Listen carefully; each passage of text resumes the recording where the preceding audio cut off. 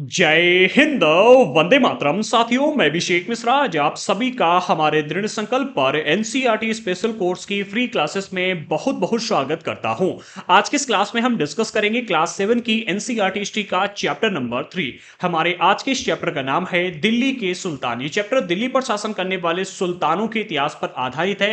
And आज के इस वीडियो में हम इस चैप्टर का संपूर्ण निचोड़ लेकर के आए हैं, जिसमें इस चैप्टर में दिए गए सभी महत्वपूर्ण बिंदुओं को एक एक करके बहुत ही बारीकी के साथ में अब हम यहां पर डिस्कस करेंगे। लेकिन आगे बढ़ने से पहले अगर आपने अभी तक हमारे चैनल को सब्सक्राइब नहीं किया तो कर लीजिएगा, साथ ही साथ बेल आइकन को प्रेस करना बिल्कुल ही मत भूलना, जिससे कि हमारे द्वारा डाले गए हर वीडियो को नोटिफिकेशन आपको मिलता रहे। और अगर आप हमारे इस एनसीईआरटी स्पेशल कोर्स को कंप्लीट ज्वाइन करना चाहते हैं तो अभी कभी हमारे दृढ़ संकल्प ऐप को डाउनलोड कर लीजिएगा। एप्लीकेशन पर जाकर के आप इस कोर्स को कंप्लीट ज्वाइन करना चाहते हैं। एंड काफी सारे लोग मेरे पास मैसेज कर रहे थे व्हाट्सएप पर एंड कमेंट भी कर रहे थे कि सर इसका प्राइस बहुत ज्यादा है, प्राइस थोड़ा सा कम कर दीजिएगा। तो अभी 15 अगस्त का समय आ चुका है, अर्थात स्वतंत्रता दिवस के इस अवसर पर मैं आप सभी के लिए एक बहुत ही स्पेशल ऑफर लेकर के आया हूं। इस स्पेशल ऑफर में हमने इस कोर्स में 30% का फ्लैट डिस्काउंट आपको प्रोवाइड किया हुआ है।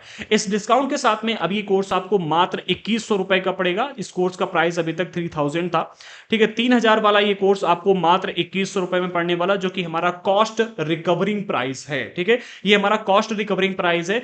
इतना मेरी तरफ से इन्वेस्टमेंट हो रहा है इस कोर्स को बनाने में। अब चूंकि ये हमारा पहला पेड कोर्स है तो इसमें हम अपनी पूरी ताकत लगा रहे हैं, जितनी मेहनत कर सकते हैं उतनी मेहनत के साथ में इस कोर्स की क्लासेस, नोट्स, टेस्ट सीरीज को तैयार करने में लगे हुए हैं। और ये जो हमारा प्राइस अब हम आपको प्रोवाइड करें, जिस प्राइस में आपको ये कोर्स मिलने वाला है 15 अगस्त के इस अवसर पर, ये हमारा कॉस्ट रिकवरिंग प्राइस है। इस कोर्स में हम क्लास 6 से लेकर के 12 तक की complete NCERT history, geography, polity and economy, इन 4 सब्जेक्टों को कवर कर रहे हैं, जिसमें इनकी classes, notes, test series, doubt group and quiz, ये 5 चीजें आपको प्रोवाइड की जा रही हैं। तो अगर आपको कंप्लीट एनसीईआरटी को बहुत ही बारीकी से समझना है, इसकी टेस्ट सीरीज ज्वाइन करनी है, इसकी क्विज ज्वाइन करनी है, इसके नोट्स चाहिए, तो अभी कभी हमारी एप्लीकेशन को डाउनलोड करो और इस कोर्स में जाकर के एनरोल करो। इसकी क्लासेस बिल्कुल फ्री में हम वैसे भी आपको प्रोवाइड कर रहे हैं, जो कि आप सभी को पता है। मैं लगभग 4-5 सालों से चूंकि क्लासेस आपको बिल्कुल फ्री में प्रोवाइड कर रहा था, तो मुझे इस बात का एहसास था कि सभी बच्चे पेड कोर्स अफोर्ड नहीं कर सकते, और इसी बात का ध्यान रखते हुए मैंने हमारे एनसीईआरटी स्पेशल कोर्स की क्लासेस को बिल्कुल फ्री में प्रोवाइड करने का निर्णय लिया है, जो कि आप सभी को हमारे यूट्यूब चैनल एंड एप्लीकेशन दोनों ही जगहों पर प्रोवाइड भी की जा रही हैं। अब आते हैं अपने मुख्य टॉपिक पर। आज के चैप्टर का नाम है दिल्ली के सुल्तान। अच्छा, सभी लोग कमेंट बॉक्स में जरूर बताना कि जब आपने दिल्ली के सुल्तान इस शब्द को सुना तो आपके मन में किन शासकों का विचार आया। कमेंट बॉक्स में सभी लोग जरूर बताना। मैं गारंटी के साथ कह सकता हूं कि 90% लोग ऐसे होंगे जिनके मन में मुगल शासकों के विचार आए होंगे। उनमें भी कौन से मुगल, जैसे कि आपके बाबर हो गए, हुमायूं हो गए, अकबर हो गए, शाहजहां हो गए, इसके अलावा औरंगजेब हो गए, इनके विचार आए होंगे, गारंटी के साथ कह सकता हूं। लेकिन क्या आपको पता है कि जो मुगल साम्राज्य रहा है, मुगल साम्राज्य की स्थापना 1526 में हुई थी। कब? 1526 में हुई थी। और 1526 से लेकर के 1857 तक मुगल साम्राज्य हमें देखने को मिलता है। ये इनका टाइम पीरियड था।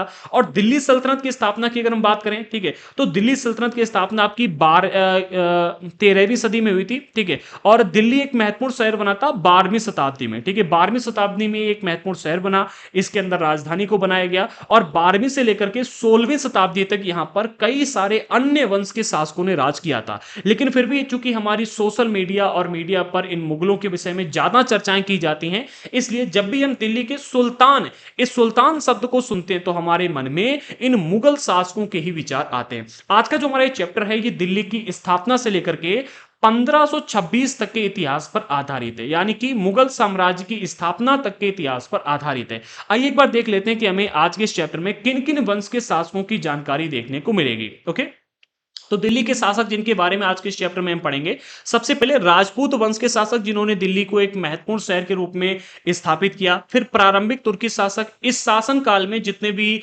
लोगों ने शासन किया, जितने भी शासक बने, उन सभी को गुलाम वंश का शासक कहा जाता है। क्यों कहा जाता है अभी हम डिस्कस करेंगे।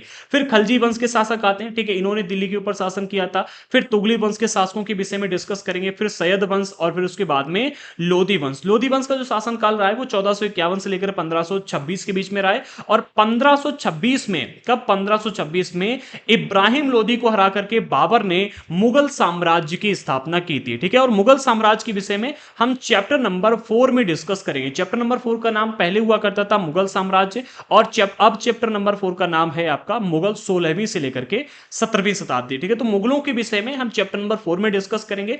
आज का जो हमारा चैप्टर है जिसका नाम है दिल्ली के सुल्तान, इसमें दिल्ली की स्थापना से लेकर के और 1526 तक जिन शासकों ने राज किया उन शासकों के कार्यकाल और इन शासकों के विषय में हम यहां पर चर्चा करेंगे। तो सबसे पहले हम बात करते हैं दिल्ली की स्थापना की। तो पहले बिंदु में यहां पर कहा जा रहा है दिल्ली एक महत्वपूर्ण शहर 12वीं शताब्दी में बना। दिल्ली शहर की स्थापना को लेकर के कई मत हैं, हालांकि ऐतिहासिक रूप से यह माना जाता है कि दिल्ली के क्षेत्र में सबसे पहले राजा अंगपाल तोमर ने 11वीं शताब्दी में अपनी राजधानी स्थापित की थी। दो तीन पॉइंट यहां पर नोट कर लीजिएगा। सबसे पहला पॉइंट कि दिल्ली एक महत्वपूर्ण शहर कब बना, 12वीं शताब्दी में। अभी तक हमने क्लास 6 और क्लास 7 के एनसीईआरटी में काफी इतिहास डिस्कस किया और यहां पर आपने कहीं भी दिल्ली को एक महत्वपूर्ण शहर या फिर एक राजधानी के रूप में नहीं देखा होगा। ठीक है, क्योंकि दिल्ली तब अस्तित्व में ही नहीं आया था। दिल्ली 12वीं शताब्दी में एक महत्वपूर्ण शहर बना। इससे पहले जैसे आप देखते हो गांव और कस्बे होते हैं ना जिनका कोई महत्व नहीं होता है, महत्व तो होता है वहां के लोगों के लिए होता है। इंटरनेशनल लेवल पर या फिर एक राज्य के लेवल पर जिन राज्यों का हम महत्व देखते हैं,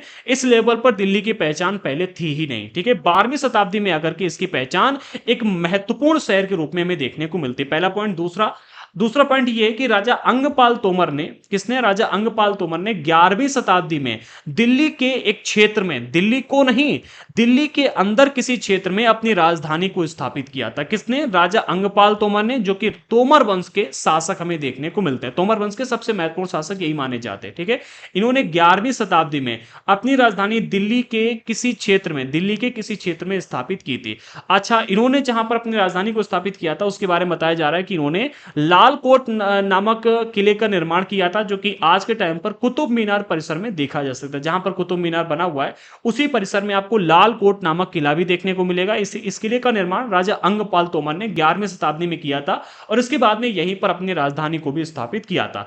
इसके बाद दिल्ली पर विभिन्न शासकों का शासन चलता रहा। ठीक है, तोमर वंश के बाद में फिर पृथ्वीराज चौहान, जिसमें हम कहते हैं चौहान वंश का यहाँ पर शासन आया। फिर तुर्क देखने को मिलते हैं, फिर खिलजी हो गए, सैयद हो गए, तुगलक हो गए, सैयद हो गए, मुगल वंश के शासक, कई सारे वंश के शासक देखने को मिलते हैं जिनके बारे में अब हम आगे चल करके डिस्कस करेंगे। अच्छा, अगले पॉइंट में यहां पर कहा जा रहा है कि आधुनिक दिल्ली, आज के टाइम पर जो हम दिल्ली देखते हैं अर्थात आधुनिक दिल्ली की नींव मुगल सम्राट शाहजहां ने रखी थी। किसने रखी थी, शाहजहां ने रखी थी। 17वीं शताब्दी में रखी थी। कब रखी, 17वीं शताब्दी में 1638 में, जब इन्होंने शाहजहानाबाद, जो कि पुरानी दिल्ली के नाम से आज के टाइम पर जाना जाता है, इसका निर्माण किया था, तभी आधुनिक दिल्ली की नींव रखी गई थी। इसके बारे में हम चैप्टर नंबर 4 में डिटेल में बात करेंगे। ठीक है, कि इन्होंने किस तरह से और क्यों शाहजहानाबाद का निर्माण किया था और यहीं से आधुनिक दिल्ली की नींव पड़ती है। अगले पॉइंट में कहा जा रहा है 12वीं शताब्दी के मध्य में तोमरों को अजमेर के चौहानों, जिन्हें चहमान के नाम से भी जाना जाता था, इन्होंने परास्त कर दिया। पहला पॉइंट यहां पर नोट कीजिएगा कि अजमेर के जो चौहान थे, चौहान वंश के शासक में देखने को मिलते हैं, जिनमें आपको पृथ्वीराज चौहान भी देखने को मिलते हैं। ठीक है, तो इनका शासनकाल पहले कहां चलता था, अजमेर के इलाकों में। ठीक है, ये अजमेर के चौहान कहे जाते थे और इनको चहमान के नाम से भी जाना जाता था। ठीक है, इन्होंने कब, 12वीं शताब्दी के मध्य में तोमरों को परास्त कर दिया, यानी कि इनके साथ में युद्ध किया और इनको हराया। हराने के बाद में यहां पर अपनी सत्ता को स्थापित कर दिया। और तोमर और चौहान, ठीक है, इन दोनों के ही राज्यकाल में दिल्ली वाणिज्य का एक महत्वपूर्ण केंद्र बन गया था। वाणिज्य अर्थात व्यापार। दिल्ली एक व्यापार का महत्वपूर्ण केंद्र कब बना, जब चौहान और तोमरों का राज्यकाल चल रहा था। इसी समय दिल्ली जो था ये बहुत ज्यादा पॉपुलर हो गया। ठीक है, और ये एक महत्वपूर्ण शहर के रूप में भी लोगों के सामने आया। आगे कहा जा रहा है इस शहर में बहुत सारे समृद्ध जैन व्यापारी रहते थे जिन्होंने अनेक मंदिरों का निर्माण करवाया। दो पॉइंट समझिएगा, अगर प्रश्न पूछा है कि दिल्ली एक महत्वपूर्ण शहर क्यों बना, तो सबसे पहला यहां पर जो जैन व्यापारी रहते थे इन्होंने यहां पर बड़े पैमाने पर व्यापार किया होगा, और दूसरा अनेक मंदिरों का निर्माण करवाया। तो एक तो व्यापार का केंद्र बन गया और दूसरा चूंकि इन्होंने कई सारे मंदिरों का निर्माण करवाया, इस वजह से ये एक धर्म का भी केंद्र बन गया। और इन्हीं कुछ कारणों की वजह से दिल्ली एक महत्वपूर्ण शहर के रूप में लोगों के सामने आया। दिल्ली में लोग अधिक आने लगे, एक तो धार्मिक कारणों की वजह से और दूसरा व्यापार की वजह से। आगे बढ़ते हैं, यहां देहली वाल कहे जाने वाले सिक्के ढाले जाते थे जो काफी प्रचलन में थे। प्रश्न पूछा जाएगा कि दिल्ली में 12वीं शताब्दी में किस नाम से सिक्कों को ढाला जाता है, या फिर जो सिक्के ढाले जाते थे उन्हें किस नाम से जाना जाता है? तो देहली बाल कहे जाने वाले सिक्के थे, इनको याद रखना इंपॉर्टेंट है, ठीक है। 13वीं सदी के आरंभ में दिल्ली सल्तनत की स्थापना हुई और इसके बाद दिल्ली एक ऐसी राजधानी में बदल गई जिसका नियंत्रण इस उपमहाद्वीप के बहुत बड़े क्षेत्र पर फैला हुआ था, ठीक है। तो दिल्ली में 13वीं सदी के आरंभ में दिल्ली सल्तनत की स्थापना होती है, ठीक है। इस स्थापना के बारे में भी अभी हम डिस्कस करेंगे किस तरह से दिल्ली सल्तनत की स्थापना होती है और फिर धीरे धीरे ये कैसे एक महत्वपूर्ण राजधानी के रूप में तब्दील होता है। अब हम यहाँ पर बात करते हैं दिल्ली के शासकों की, ठीक है, जो कि हमें मतलब मुगल साम्राज्य से पहले देखने को मिलते हैं, दिल्ली की स्थापना से लेकर के, ओके।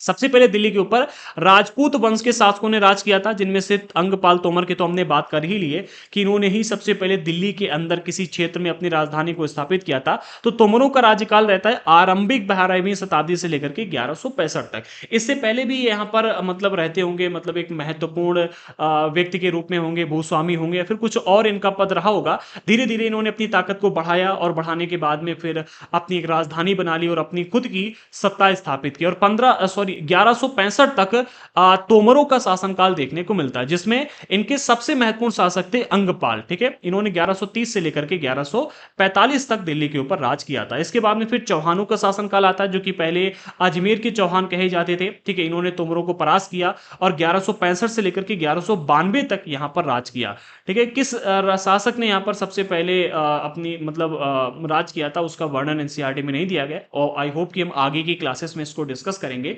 अब यहां पर चौहानों में सबसे जो प्रसिद्ध शासक हुए थे उनकी बात कही जा रही, जिनका नाम है पृथ्वीराज चौहान। पृथ्वीराज चौहान ने 1175 से लेकर के 1192 तक दिल्ली पर राज किया और ये चौहानों में सबसे प्रसिद्ध शासक कहे जाते हैं। आगे बढ़ते हैं। इसके बाद में प्रारंभिक तुर्की शासन स्टार्ट होता है। अच्छा, हमने इसके आरंभ के बारे में पिछली क्लास में ही डिस्कस कर लिया था कि किस तरह से पृथ्वीराज चौहान को हराने के बाद में फिर इन्होंने यहां पर दिल्ली सल्तनत की स्थापना की थी। तो पृथ्वीराज चौहान को 1192 में हरा दिया था एंड इसके बाद में फिर दिल्ली के ऊपर इन्होंने अपना नियंत्रण स्थापित कर लिया था, ठीक है। लेकिन 1206 में जाकर के इन्होंने अपने गुलाम को यहां पर भेजा और जिसका नाम था कुतुबउद्दीन ऐबक, ठीक है। और गुलाम के माध्यम से यहां पर दिल्ली सल्तनत की स्थापना की, ठीक है। ये प्रारंभिक तुर्की शासक थे, ठीक है। ये कभी भी यहां पर शासन करने के लिए नहीं आए, ठीक है। और इन्होंने क्या किया, अपनी जगह पर अपने गुलाम को यहां पर शासन करने के लिए भेज दिया था, ठीक है, जिसका नाम था सबसे पहले कुतुबउद्दीन ऐबक, ठीक है। इसने 1206 से लेकर के 1210 तक राज किया। अच्छा, प्रारंभिक तुर्की शासकों का जब तक यहां पर मतलब शासन रहा था, ठीक है, तब तक यहां पर गुलामों ने ही राज किया था और इसी वजह से इस टाइम पीरियड को यानी कि 1206 से लेकर 1290 तक का जो टाइम पीरियड है जब प्रारंभिक तुर्की शासकों का यहां पर नियंत्रण रहा था, इस पूरे टाइम पीरियड को गुलाम वंश का शासन कहा जाता है, ठीक है। इसी को गुलाम वंश के नाम से जाना जाता है। अच्छा, इसमें सबसे पहले शासक हुए थे कुतुबउद्दीन ऐबक, जिन्होंने 1206 से लेकर 1210 तक राज किया। फिर आराम शाह देखने को मिलते हैं, इन्होंने 1210 से लेकर 1211 तक राज किया। अच्छा, जो आराम शाह हैं, ठीक है, ये कोई महत्वपूर्ण शासक नहीं हुए थे, इनको बस गद्दी सौंप दी गई थी कि तुम कुछ टाइम के लिए गद्दी को संभालो। ना ही इन्होंने कोई महत्वपूर्ण कार्य किए और ना ही इन्होंने सत्ता का विस्तार किया था। कुतुबउद्दीन ऐबक को एक महत्वपूर्ण शासक के रूप में जाना जाता है, ये इंपॉर्टेंट है। आराम शाह कोई इंपॉर्टेंट नहीं है, इनका नाम याद रखना है तो रखो, नहीं रखना है तो भूल जाओ, ठीक है। इसीलिए कहते हैं कि जब आपको कोई कार्य सौंपा जाए तो उसे इस तरह से करो कि आगे आने वाली पीढ़ी आपको उस कार्य के लिए पहचाने, ठीक है। उस कार्य को गर्व होना चाहिए कि आपने उसे किया। और मैं इसी बात का ध्यान रखते हुए हर एक वीडियो को बनाता हूं, हर एक नोट्स को बनाते हुए इसी बात का ध्यान रखता हूं कि जब मैं नोट्स बनाऊं तो नोट्स को गर्व होना चाहिए कि मैंने उसे इतना अच्छा इतना अच्छा बनाया। और आप भी जब पढ़ाई करते हैं तो इतने अच्छे ढंग से करो कि आपको नहीं, उस जिस टॉपिक को आप पढ़ रहे हो ना, उस टॉपिक को गर्व हो कि आपने उसे इतने अच्छे ढंग से समझा, ठीक है। एंड चलिए इसी के साथ में हम आगे बढ़ते हैं। हाँ, तो सबसे पहले शासक थे कुतुबउद्दीन ऐबक, फिर आराम शाह देखने को मिलते हैं। इसके बाद में शमसुद्दीन इल्तुतमिश देखने को मिलते हैं। ये काफी प्रभावशाली शासक रहे, इन्होंने सल्तनत का विस्तार भी किया और कई सारे प्रशासनिक सुधार भी इन्होंने किए थे। 1211 से लेकर के 1236 तक इन्होंने यहां पर राज किया था। फिर आते हैं इल्तुतमिश की बेटी, जिसका नाम था रजिया सुल्तान, ठीक है, रजिया सुल्तान। अच्छा, जो रजिया सुल्तान है ये एकमात्र महिला शासिका थी, पहली और एकमात्र महिला शासिका थी जिसने दिल्ली सल्तनत के ऊपर राज किया था। और चूंकि ये महिला शासिका थी, इस वजह से यहाँ के जो अन्य लोग थे, ठीक है, मंत्रीगण थे, ठीक है, और जो राज दरबारी लोग थे, उन लोगों ने इनके शासन को स्वीकार ही नहीं किया, कभी भी स्वीकार नहीं किया, क्योंकि इनका मानना था कि महिलाओं को हमेशा पुरुषों के नीचे रहना चाहिए, ठीक है। इसी वजह से इनका जो शासनकाल है वो 1236 से लेकर के 1240 के बीच में रहा है। जो रजिया थी ये अपने सबसे सभी भाइयों में सबसे योग्य थी, इसका कोई भी भाई भाई इससे ज्यादा योग्य नहीं था। इसके बाद भी इसको इसकी पदवी से हटाने के भरसक प्रयास किए गए और मात्र 4 साल तक ही ये यहां पर राज कर पाई थी। 4-5 सालों तक यहां पर राज कर पाई थी। आगे इसके बाद में फिर नसीरुद्दीन शाह गद्दी पर बैठता है, जिसने 1246 से लेकर 66 तक राज किया। फिर गयासुद्दीन बलबन गद्दी पर बैठते हैं, जिन्होंने 66 से लेकर के 1287 तक राज किया। फिर कयूमरन आते हैं। इन सभी में अगर सबसे महत्वपूर्ण शासकों की बात की जाए, एक मिनट, इन सभी शासकों में अगर हम सबसे महत्वपूर्ण शासकों की बात करें तो एक तो हमें सबसे पहले कुतुबउद्दीन ऐबक देखने को मिलते हैं। फिर आराम शाह को मतलब कोई जरूरत नहीं है। फिर शमसुद्दीन इल्तुतमिश, फिर रजिया, इसके बाद में गयासुद्दीन बलबन। ठीक है, ये हमें कुछ 4 शासक ऐसे देखने को मिलते हैं जो सबसे इंपॉर्टेंट हैं। जो आपका नसीरुद्दीन महमूद है, ये भी मतलब बहुत ज्यादा इंपॉर्टेंट शासक हमें देखने को नहीं मिलता है। और कयूमरन भी बहुत ज्यादा इंपॉर्टेंट शासक देखने को नहीं मिलते हैं। ठीक है, ये 4 महत्वपूर्ण हैं जिनके बारे में अक्सर प्रश्न आ जाता है, तो आप इनको याद रखिएगा। आगे बढ़ते हैं। जो कयूमरन का शासनकाल रहा है वो 1287 से लेकर के 1290 के बीच में रहा है। फिर इसके बाद में खलजी वंश की स्थापना होती है 1290 में, और 1290 से लेकर 1320 तक, अर्थात 30 साल तक इनका शासनकाल हमें देखने को मिलता है। ठीक है, इस 30 साल के शासनकाल में सबसे पहले जो गद्दी पर बैठा वो था जलालुद्दीन फिरोज खलजी। क्या नाम था इनका? जलालुद्दीन फिरोज खलजी। इसने ही खलजी वंश की स्थापना की थी। और फिर आगे चल करके इनको गद्दी से मतलब इसके बाद में अलाउद्दीन खलजी इस गद्दी पर बैठता। अच्छा, इनके ऊपर एक मूवी भी बनाएगी पद्मावत। अगर आप उसमें देखोगे तो दिखाया जा रहा है कि किस तरह से अलाउद्दीन खिलजी ने अपने चाचा अर्थात जलालुद्दीन खिलजी को मार दिया था, और मारने के बाद में फिर ये गद्दी पर बैठे थे। ठीक है, मूवी में सच है या गलत है उसका हम आगे निर्णय करेंगे जब इसके इतिहास को कंप्लीट डिस्कस करेंगे, क्या प्रक्रिया रही थी। जब कंप्लीट डिस्कस करेंगे तब इसकी हम बात करेंगे। ठीक है, क्लास 12th में कंप्लीट हिस्ट्री देखिए, अभी बस इसके बारे में बेसिक बातें बताई जा रही हैं। ठीक है, तो खलजी वंश का शासनकाल 1290 से लेकर 20 तक रहा, जिसमें जलालुद्दीन फिरोज खलजी ने 1290 से 96 तक राज किया, लगभग 6-7 सालों तक। और अलाउद्दीन खिलजी ने 96 से लेकर के 16, अर्थात यहां पर 16 इधर हो गए और 5 साल इधर हो गए, यानी कि लगभग 21 साल तक इन्होंने यहां पर शासन किया था। इसके बाद में तुगलक वंश की स्थापना होती है, जो कि गयासुद्दीन तुगलक ने तुगलक वंश की स्थापना की। ठीक है, 1320 से लेकर 1414 तक इनका शासनकाल हमें देखने को मिलता है, जिसमें सबसे पहले गयासुद्दीन तुगलक ने 1320 से लेकर 24 तक, यानी कि लगभग 4-5 सालों तक राज किया। फिर मोहम्मद तुगलक आते हैं, इन्होंने 1324 से लेकर के 1391 तक राज किया। फिर फिरोज शाह तुगलक देखने को मिलते हैं, जिन्होंने 1351 से लेकर के 1388 तक यहां पर राज किया।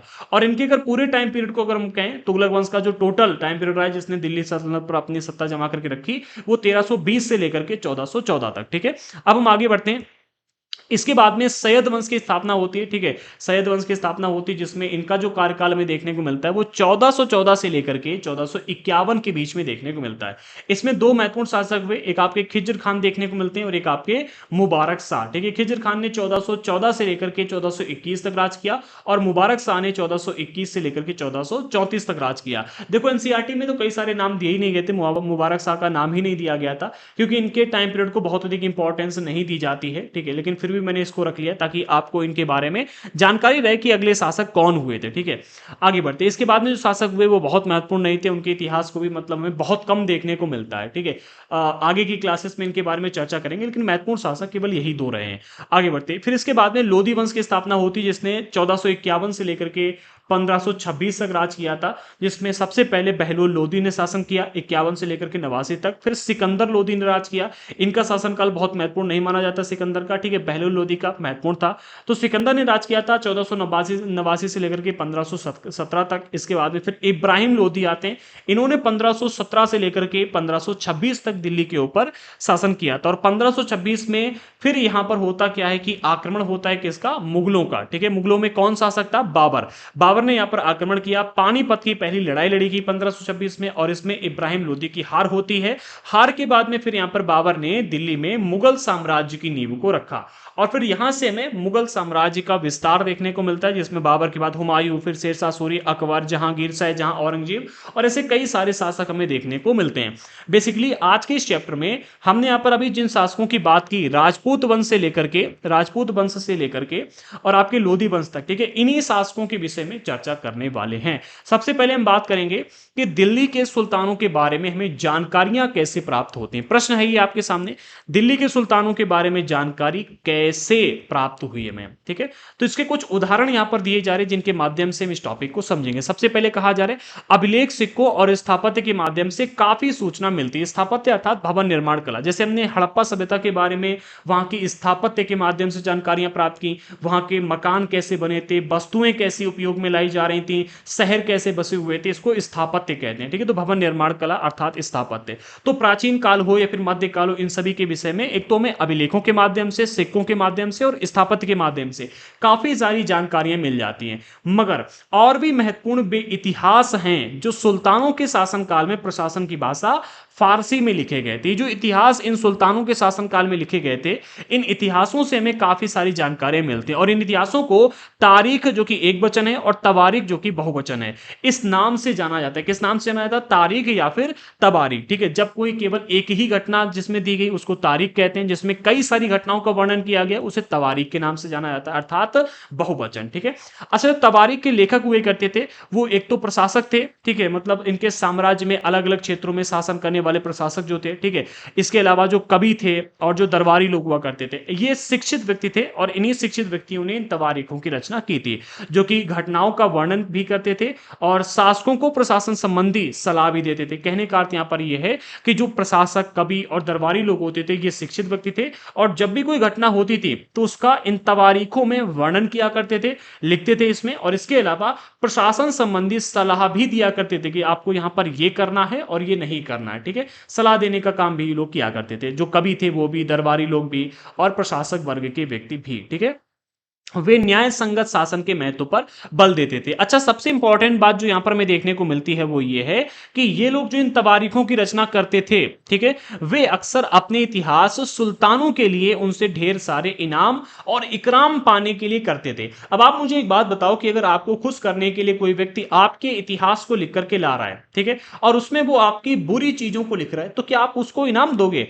मार के दो चार लपड़ भगाओगे, ठीक है। अब यहां पर कहा जा रहा है कि ये जो इतिहास लिखे गए थे, ठीक है, ये सुल्तानों के लिए लिखे गए थे, उनसे ढेर सारे इनाम और इकराम पाने के लिए। जब आप भैया इनाम पाने के लिए किसी व्यक्ति का इतिहास लिख करके जा रहे हो तो ऑब्वियसली आप उसको खुश करने के लिए ही लिखोगे, ठीक है। और जब आप किसी व्यक्ति को खुश करने के लिए उसके बारे में कुछ लिख रहे हो तो उसमें ये गारंटी नहीं हो सकती कि आपने बिल्कुल एग्जैक्ट वही लिखा हो जो हुआ हो, ठीक है।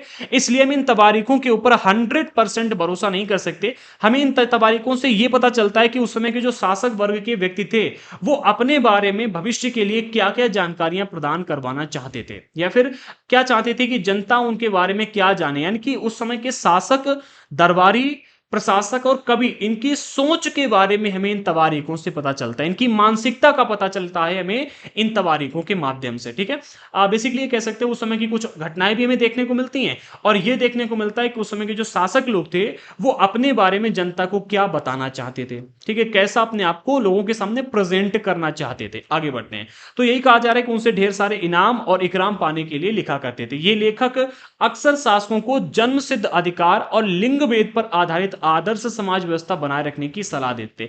इनका कहना यह था कि भैया आपको जन्म सिद्ध अधिकार प्राप्त है, अर्थात जन्म के आधार पर विशेषाधिकार का दावा। कुछ खास परिवारों में जन्म लेने के कारण शासन करने का अधिकार विरासत में मिलता है। इसका मतलब यह होता है कि अगर आप राजा का बेटे हो तो आपको राजा बनने का अधिकार प्राप्त है, ठीक है। अगर आप सेनापति के बेटे हो तो आपको सेनापति बनने का अधिकार प्राप्त है। कहने का अर्थ यह कि आपका जन्म इस कुल में हुआ है, इस घर में हुआ है, इस वजह से आपको यह अधिकार प्राप्त होगा, अर्थात जन्म सिद्ध अधिकार हो गया। इसके अलावा लिंग भेद, जैसा कि भी हमने रजिया सुल्तान के बीच में देखा, ठीक है।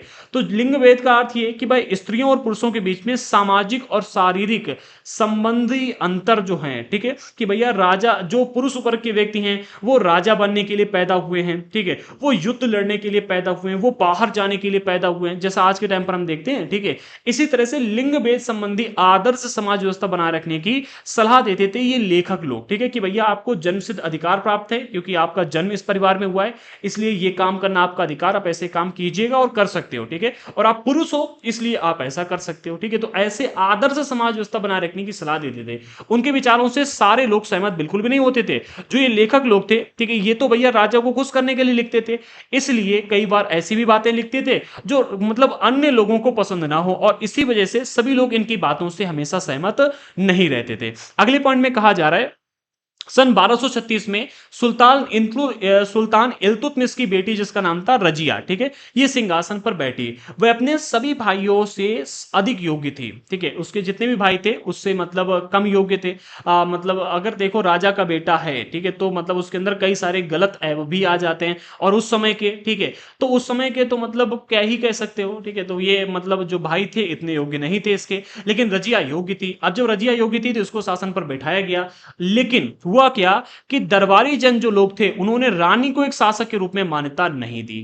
मतलब एक मान्यता दे ही नहीं पा रहे थे कि उनके ऊपर एक महिला शासन कर रही है, एक रानी यहां पर मतलब शासक बन के बैठी है, इस रूप में ये मान्यता नहीं दे पा रहे थे। ये चाहते थे कि कोई पुरुष व्यक्ति शासन पर बैठे, ठीक है, और मान्यता नहीं दे पा रहे थे। कई बार इन्होंने प्रयास किया कि जो रजिया है या तो ये मर जाए या तो इसको शासन से किसी तरह से हटा दिया जाए। उसके स्वतंत्र रूप से शासन करने की कोशिश से प्रसन्न नहीं थे जितने भी ये मतलब मंत्रीगण थे, जो दरबारी लोग थे, ये प्रसन्न नहीं थे। अब प्रसन्न ना होने का अर्थ ये है कि भैया जो ये स्वतंत्र रूप से शासन करने की कोशिशें कर रही थी, ठीक है, जैसे कि भैया रानी ने कोई आदेश दिया कि ऐसा होना चाहिए, ठीक है, अब जो दरबारी लोग हैं वही लोग तो उन आदेशों का पालन करेंगे और उसी तरह से काम करवाएंगे। ये लोग आगे चल करके मतलब उनके आदेश को या तो पलटवा देते थे या तो सही ढंग से आदेश को लागू नहीं करते थे। मतलब कहने का अर्थ ये कि स्वतंत्र रूप से इनको शासन नहीं करने दे रहे थे, और अंततः 1240 में उसे सिंहासन से आखिरकार हटा ही दिया गया, और हटाने के बाद में ही इन्होंने यहां पर दम ली, ठीक है। जब तक हटा नहीं लिया तब तक माने नहीं, और हटा ही दिया आखिरकार, ठीक है।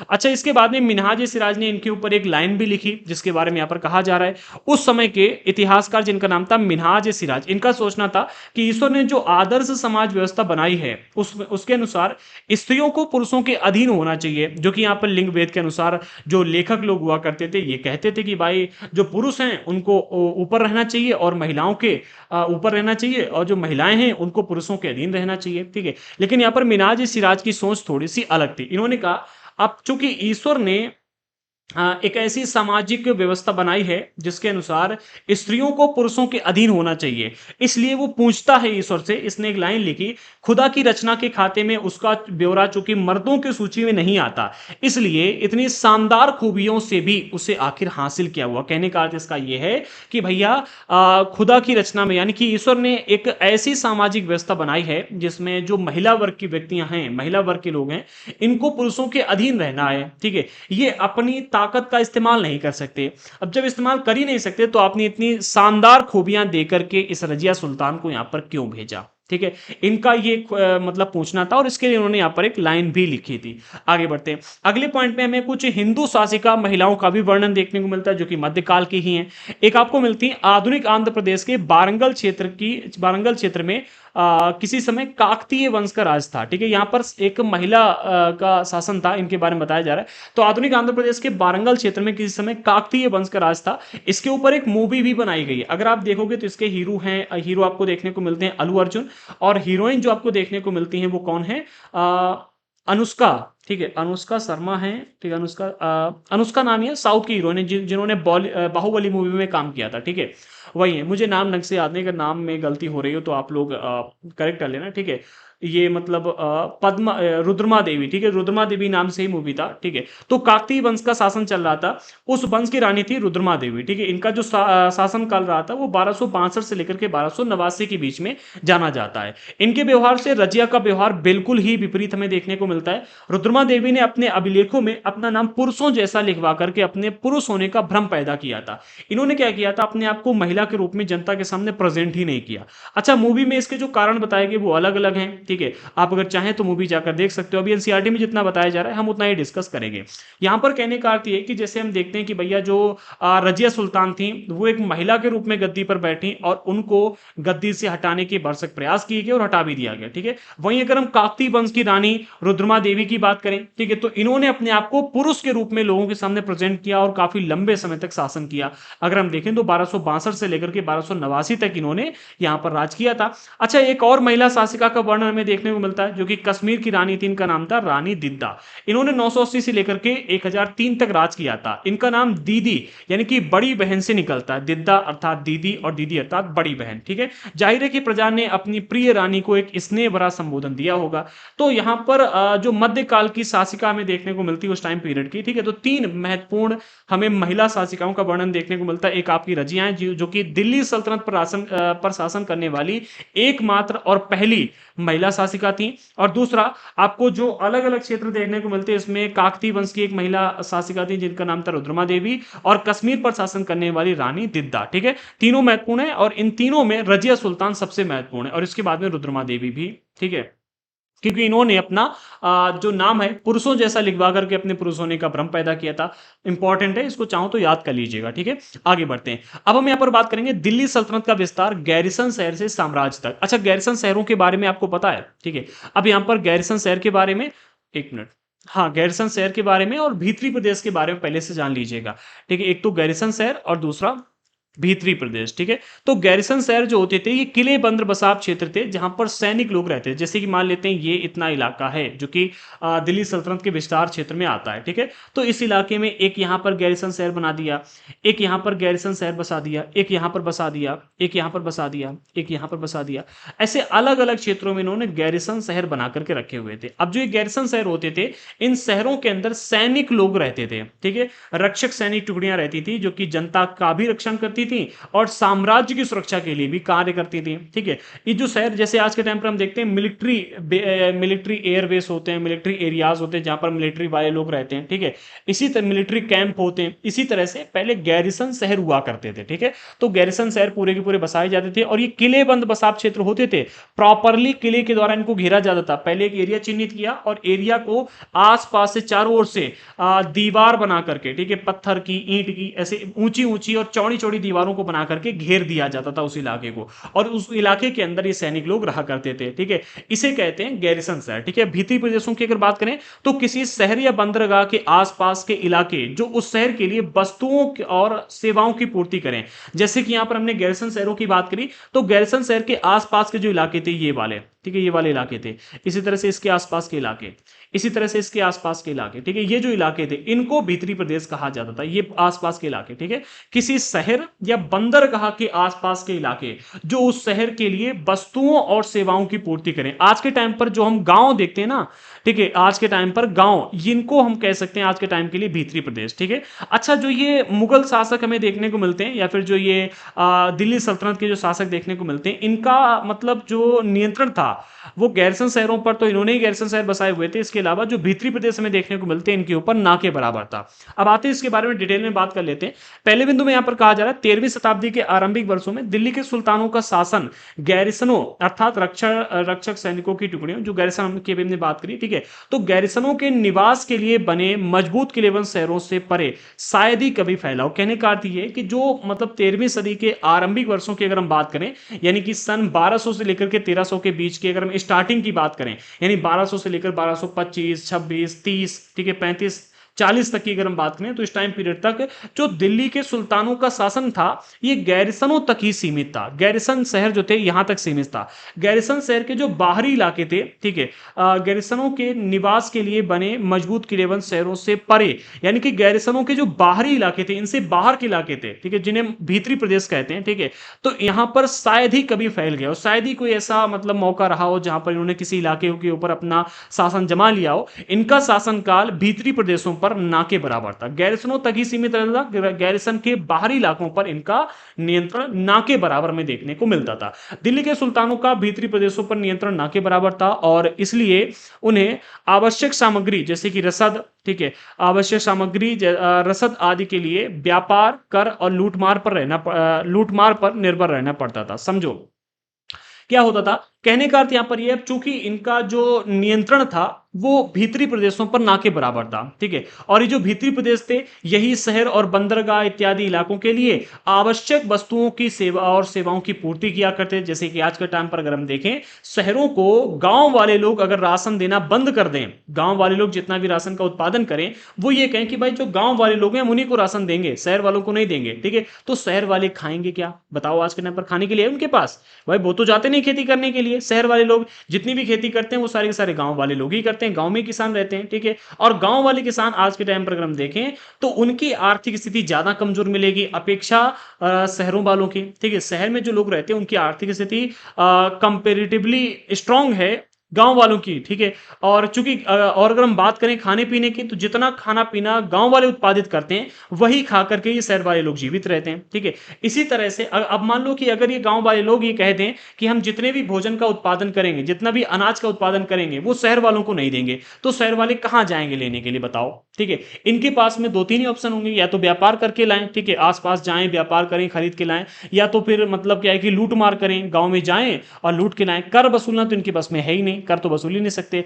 उस समय क्या होता था, उस समय भीतरी प्रदेशों पर चूंकि इनका नियंत्रण ना के बराबर था और भीतरी प्रदेशों से इनको सहायता भी नहीं मिलती थी, इसलिए जो इनको आवश्यक सामग्री चाहिए होती थी, ठीक है, उसके लिए एक तो ये व्यापार करते थे, दूर दूर तक व्यापार करने के लिए आते थे। दूसरा, इन्होंने टैक्स लगा करके रखा हुआ था, जनता के ऊपर कर लगा के रखा हुआ था। कर वसूलने के लिए जाते थे, ठीक है, जहां से कर मिलता था ले आते थे, नहीं मिलता था जबरदस्ती छीन के लाते थे, ठीक है, जबरन कर वसूली करते थे।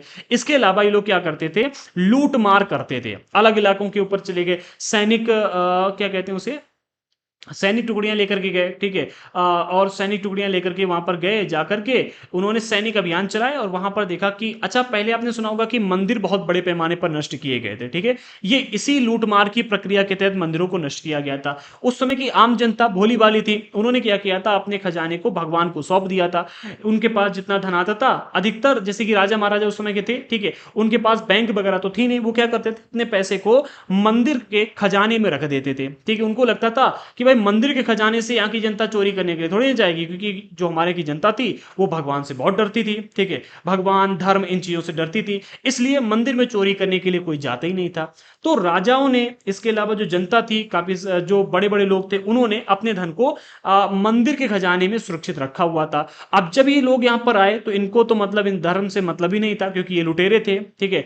इन्होंने क्या किया, लूट मार करने के लिए जाते थे, राज्य पर आक्रमण करते थे या फिर इलाकों पर अपनी सैनिक टुकड़ियों को लेकर जाते थे, सैनिक अभियान चलाते थे, और देखा मंदिर है काफी फला फूला है, तोड़ो लूटो यहां से धन और भागो, ठीक है। इस तरह से लूट मार करके जो धन इनको प्राप्त होता था, इससे ये अपने पूरे के पूरे कार्यभार को संभालते थे, आवश्यक सामग्रियां लेकर के आते थे और रसद वगैरह का इंतजाम करते थे, ठीक है। इसी वजह से अगर हम देखें तो प्राचीन मध्यकाल में बहुत सारे मंदिरों को पूर्ण रूप से नष्ट कर दिया गया। पहले सोने चांदी की मूर्तियां हुआ करती थी, मुकुट उनके ऊपर सोने चांदी के रखे जाते थे, हीरे जड़े मुकुट लगाए जाते थे, आपने सुना होगा ना। आज भी हम बात करते हैं, ठीक है, कि भाई बहुत मंदिर हमें आज भी ऐसे देखने को मिलते हैं। अभी कुछ टाइम पहले आपने सुना होगा जो शिरडी का मंदिर था, वहां पर बहुत सारा खजाना चढ़ाया जाता था, ठीक है। इसी तरह से आज के टाइम पर अगर हम देखें तो बहुत सारे मंदिर ऐसे हैं, ठीक है, जहां पर जैसे कि बालाजी का ही मंदिर देख लो, ठीक है, अन्नपूर्णा मंदिर देख लो, ठीक है। बहुत सारे मंदिर ऐसे हैं जहां पर बहुत खजाना चढ़ाया जाता है और उस खजाने से उन्होंने हॉस्पिटल बनवा करके रखे हुए हैं, ठीक है, स्कूल बनवा करके रखे हुए हैं, लगातार भंडारे चलते रहते हैं जहां पर कभी खाने की कमी ही नहीं होती है। हॉस्पिटल में चाहे जितने मरीज आ जाएं, सबका इलाज फ्री में करवाया जाता है। इतना आज के टाइम पर धन है। अब उस समय तो राजा भी अपना सारा का सारा धन मंदिर में सुरक्षित रखवाते थे, तो उस समय तो जाने कितना धन रहता होगा, ठीक है। आगे बढ़ते हैं। अगले पॉइंट में कहा जा रहा है, दिल्ली से सुदूर बंगाल और सिंध के गैरिसन शहरों का नियंत्रण बहुत कठिन था। बगावत, युद्ध, यहां तक कि खराब मौसम से भी उनसे संपर्क के नाजुक सूत्र छिन्न भिन्न हो जाते थे। कहने का अर्थ ये कि भैया इन्होंने जो अपना राजधानी बना करके रखी थी वो थी इनकी दिल्ली, ठीक है। अब दिल्ली से इनके आसपास के इलाकों के जितने भी गैरिसन शहर थे, उन सभी गैरिसन शहरों को नियंत्रित किया करते थे, ठीक है। अब नियंत्रित करने के लिए इनके पास में पहले मोबाइल और ये इंटरनेट तो था था नहीं, तो ये क्या करते थे, संदेश वाहकों के माध्यम से इन गैरिसन शहरों के ऊपर नियंत्रण स्थापित करते थे। ठीक है, जब भी कोई घटना घटित होती थी तो गैरिसन शहर से एक संदेश वाहक जाता था दिल्ली के पर, ठीक है, और दिल्ली जाकर के संदेश देता था, फिर दिल्ली से एक संदेश वाहक यहां से आता था और वो आकर के यहां पर संदेश पहुंचाता था। ठीक है, तो यहां तक मतलब अब भाई जैसे कि बहुत दूर का इलाका है, दिल्ली से बंगाल को नियंत्रित करना है, सिंध को नियंत्रित करना है, ठीक है, दक्षिण भारत में कोई इन्होंने अपना एक गैरिसन शहर करके रखा हुआ है, ठीक है, वहां पर नियंत्रित करना है। अब आज के टाइम पर अगर आप बंगाल से दिल्ली जा रहे हो या दिल्ली से बंगाल जा रहे हो तब भी आपको बहुत समय लग जाता है। ठीक है, अगर आप नॉर्मली अपनी गाड़ी से जा रहे हो, अपने वाहन से जा रहे हो, तो आपको लगभग 1 से 2 दिन का टाइम लगेगा ही लगेगा। ठीक है भाई, थकोगे भी तो आराम भी तो करोगे। अब पहले जो लोग चलते थे उनके पास में इतनी फास्ट गाड़ियां भी नहीं थी और सड़कें भी इतनी अच्छी नहीं हुआ करती थी, तो पहुंचने में बहुत टाइम लगता था। ठीक है, इसके अलावा अगर बगावत हो जाए, ठीक है, गैरिसन शहर यहां पर बसा हुआ है बंगाल में और यहां के लोगों ने बगावत कर दी, तो भैया जो संदेश वाहक है उसको भी नहीं जाने देते थे। ठीक है, इसके अलावा जो पक्षियों का भी पहले प्रयोग किया जाता था, कबूतर जा जा जा, पहले प्यार की पहली चिट्ठी साजन को दिया, गाना सुना है आपने। ठीक है, इसी तरह से पहले कबूतर, तोता, चील, इनका उपयोग किया जाता था संदेश वाहक के रूप में। ठीक है, तो जब इनका प्रयोग करते थे, अगर मौसम खराब हो गया, ठीक है, तो ये भी नहीं जा पाते थे खराब मौसम में, युद्ध की स्थिति आ जाए, मौसम खराब हो जाए, बगावत हो जाए, तो इन कारणों की वजह से जो इनके दूर के इलाकों के गैरिसन शहर थे यहां पर इनका नियंत्रण समाप्त हो जाता था और वहां के जो शासक लोग होते थे इन गैरिसन शहरों को समाप्त करके यहां पर अपनी सत्ता स्थापित कर लेते थे। इसके अलावा शासन को अफगानिस्तान से आने वाले हमलावरों और उन सूबेदारों से बराबर चुनौती मिलती रहती थी जो जरा सी कमजोरी का आभास मिलते ही विद्रोह का झंडा खड़ा कर लेते थे। उस समय के शासनकाल की बात है ये। अब चूंकि पूरे भारत को संगठित नहीं ये कर पाए थे और इतने अधिक शक्तिशाली शासक भी नहीं थे कि, और देखो पूरे भारत को संगठित करना एक पॉइंट था और दूसरा पॉइंट था जनता के दिलों पर राज करना। जिस शासक ने जनता के दिलों पर राज किया उसका शासनकाल बहुत लंबा चला, ठीक है, और जिसने जनता के दिलों पर राज नहीं कर पाया उसका शासनकाल बहुत छोटा में देखने को मिलता है। ठीक है, एक तो कारण ये हो गया और दूसरा जिसने पूरे भारत को संगठित करके राज किया उसका शासनकाल में बहुत लंबा देखने को मिलता है और जिसने सभी शासकों को अपने साथ नहीं जोड़ पाया उसको आज यहां से, कल वहां से, परसों वहां से, अगर फिर इसके बाद वहां से, मतलब अलग अलग क्षेत्रों से मतलब हमला मिलता ही रहता था। तो वही यहां पर कहा जा रहा है। ठीक है, एक तरफ अफगानिस्तान के हमलावर इनके ऊपर अटैक कर रहे थे, दूसरी तरफ इनके जो सूबेदार वर्ग के लोग थे ये बराबर चुनौती देते रहते थे। इनको जैसे ही ऐसा लगता था कि भाई शासक कमजोर होने लगा, ठीक है, तुरंत ये सूबेदार लोग अपने आप को स्वतंत्र घोषित कर देते थे और कहते थे कि भाई अब राजा अपना काम देखो, हमारे राज्य में आप आंख उठा के मत देखना, अब ये राज्य हमारा हो चुका, इतना इलाके के ऊपर हमारा राज्य था। ये अपने आप को स्वतंत्र घोषित कर देते थे, जैसे इनको थोड़ा सा भी कमजोरी का एहसास होता था विद्रोह का झंडा खड़ा कर देते थे। इससे क्या था कि शासन को लगातार चुनौतियां मिलती रहती थी। ठीक है, आगे कहा जा रहा है, हाँ, इन संस्थापन, इस एक मिनट विद्रोह का झंडा खड़ा कर देते थे। इसका संस्थापन गयासुद्दीन बलबन के शासनकाल में हुआ था। जो यहाँ पर सूबेदार की बात की जा रही है, ठीक है, सूबेदारों से बराबर इनको जो चुनौतियां मिलती रहती थी, ठीक है, तो जो सूबेदारों की स्थापना की गई थी, इनका जो संस्थापन का कार्य किया गया था वो गयासुद्दीन बलबन के शासनकाल में किया गया था। गयासुद्दीन बलबन वही जिसके बारे में अभी हमने यहाँ पर चर्चा की थी। ठीक है, ऊपर चर्चा की थी, एक बार देख लेते हैं। गयासुद्दीन बलबन, ठीक है, गयासुद्दीन बलबन ये शासक आपको देखने को मिलता है जो कि एक महत्वपूर्ण शासक था। ठीक है, ये इसके बाद में जो कयूमरन रहे ये इंपॉर्टेंट नहीं थे। गयासुद्दीन बलबन ने ही यहाँ पर सूबेदारों के पद की स्थापना की थी और सूबेदार जो थे इनको इन्होंने ही स्थापित किया था। ठीक है, तो सूबेदारों के बारे में इससे बराबर इनको चुनौती मिलती रहती थी। सूबेदारों को स्थापित करने वाले शासक कौन है? गयासुद्दीन बलबन, जो कि गुलाम वंश के एक शासक माने जाते हैं। ठीक है, आगे बढ़ते हैं। इसके अलावा आगे कहा जा रहा है कि इनके शासनकाल में हुआ, फिर इसका विस्तार अलाउद्दीन खिलजी, इनके बाद में खिलजी वंश की स्थापना होती है। तो खिलजियों ने जब देखा कि जो सूबेदार की प्रक्रिया है ये काफी अच्छी है तो इन्होंने इसका विस्तार किया। इसके बाद में आगे तुगलक वंश का तुगलक वंश की स्थापना होती है। तो मोहम्मद तुगलक के राज्यकाल में भी इसका आगे विस्तार किया गया। जो ये मतलब सूबेदार वर्ग के व्यक्ति थे इनका नियंत्रण अच्छे ढंग से किया गया और इसका विस्तार अच्छे ढंग से किया गया। ठीक है, आगे कहा जा रहा है सल्तनत की भीतरी सीमाओं में जो अभियान चले उनका लक्ष्य था गैरिसन शहरों की पृष्ठभूमि में स्थित भीतरी क्षेत्रों की स्थिति को मजबूत करना। कहने का अर्थ यहां पर यह है कि भैया चूंकि इनका जो ये शासक में देखने को मिलते हैं, ठीक है, दिल्ली सल्तनत के, इनका भीतरी प्रदेशों पर अच्छा खासा नियंत्रण नहीं था। ठीक है, भीतरी प्रदेशों से इनको मतलब मदद प्राप्त नहीं होती थी, यहां से इनको संसाधन प्राप्त नहीं हो पा रहे थे।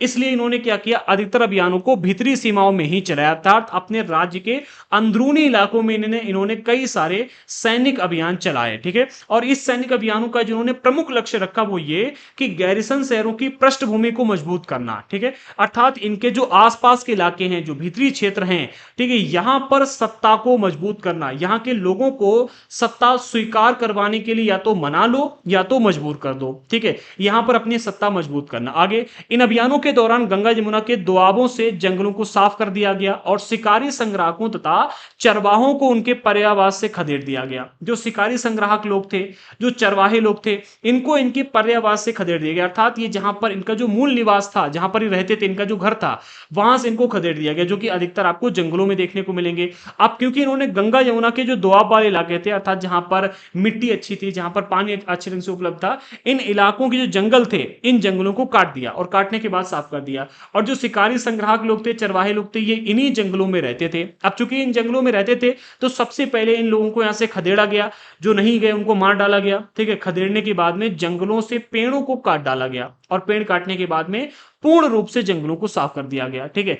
अच्छा, जो जमीन यहां से निकली वो जमीन किसानों को दे दी गई और कृषि कार्य को यहां से प्रोत्साहन दिया गया। अब भैया जब इन्होंने किसानों को जमीन दे दी, ठीक है, तो जो यहां पर ये किसान वर्ग के व्यक्ति थे, ये प्रसन्न हुए और इन्होंने शासन को समर्थन देना शुरू कर दिया। तो इस तरह से इन्होंने एक तो मतलब अपने समर्थकों को जुटा लिया, ठीक है, दूसरा जंगलों से जो इनको लकड़ी प्राप्त हुई उससे इन्होंने उस समय के अपने मतलब अन्य संसाधनों का निर्माण किया, ठीक है। कई सारी चीजें बनती थी, जैसे कि वह रथ हो गए, रथ पहले बनाए जाते थे, रथों के अलावा कई गाड़ियां बनाई जाती थी, उसमें लकड़ी का प्रयोग होता था, महल बनाए जाते थे, महलों में लकड़ियों का प्रयोग होता था, गेट बनाए जा रहे हैं, गेट में लकड़ी का प्रयोग होता था कई सारे क्षेत्रों में। तो यहां से जो लकड़ी प्राप्त हुई वो इनके संसाधन के काम में आ गई और इस जमीन को इन्होंने किसानों को दे दिया, तो किसानों का इनको समर्थन प्राप्त हो गया। इसके अलावा व्यापारिक मार्गों का की सुरक्षा और क्षेत्रीय व्यापार की उन्नति के खातिर नए किले, गैरिसन शहर और शहर बनाए और बसाए गए। कहने का अर्थ यहां पर यह कि इन्होंने कई सारे प्रशासनिक कार्य किए, ठीक है, जो सभी शासकों की बात की जा रही, किसी एक की नहीं,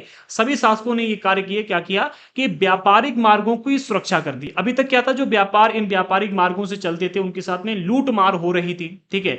अगर हम इससे पहले के शासकों की बात करें तो उन शासकों ने इन व्यापारिक मार्गों के ऊपर नियंत्रण अच्छे ढंग से करके रखा हुआ था, चाहे मौर्य समाज साम्राज्य की बात करें, गुप्त साम्राज्य की बात करें, इससे पहले वाले कई साम्राज्यों की हमने चर्चा की है, तो वो सारे लोग इन व्यापारिक मार्गों पर अपना नियंत्रण रखते थे और यहां से गुजरने वाले लोगों को सुरक्षा प्रदान करते थे।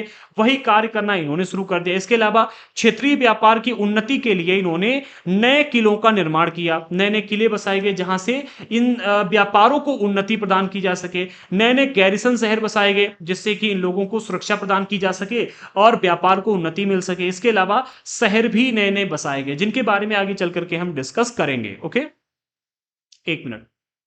आगे कहा जा रहा है, अगला टॉपिक हमें इसी में मिलता है, अगला पॉइंट दिया गया है कि भाई अलाउद्दीन खिलजी ने अपने सैन्य अभियानों में मालवा, मांडू से लेकर के देवगिरी, द्वार समुद्र तथा मदुरै के तंजावुर जैसे सुदूर दक्षिण भारत के राज्यों तक को विजित कर लिया। हमने क्लास 6 के एनसीईआरटी में तंजावुर के बारे में पढ़ा था, ठीक है, जो कि एक दक्षिण भारत का इलाका में देखने को मिलता है। तो अलाउद्दीन एक ऐसा शासक था जिसने अपने जब सैन्य अभियान चलाए तो इसमें मालवा के मांडू से स्टार्टिंग की, ठीक है, मालवा के मांडू से लेकर के मालवा हमें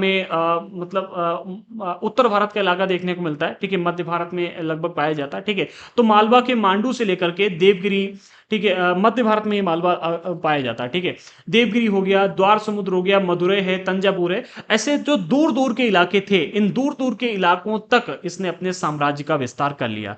जब इसने दक्षिण में विजय प्राप्त कर ली, जो कि अगर हम तंजावुर की बात करें तो यहां तक जब इसने विजय प्राप्त कर ली, ठीक है, एक मिनट, जो इसकी दक्षिण की विजय थी ये इसके प्रसिद्ध सेना नायक मलिक कफूर के नेतृत्व में हुई थी, ठीक है। मलिक कफूर के बारे में हमने काफी सारी चर्चाएं वैसे भी देखी हुई हैं। एक मूवी आई थी पद्मावत, आई होप आप लोगों ने देखी होगी, जिसने नहीं देखी है अगर टाइम मिले तो देख लेना कभी, ठीक है। वैसे उसमें मतलब पद्मावत मूवी में जो कहानी बताई गई है वो बहुत ज्यादा इंटरेस्टिंग है, ठीक है।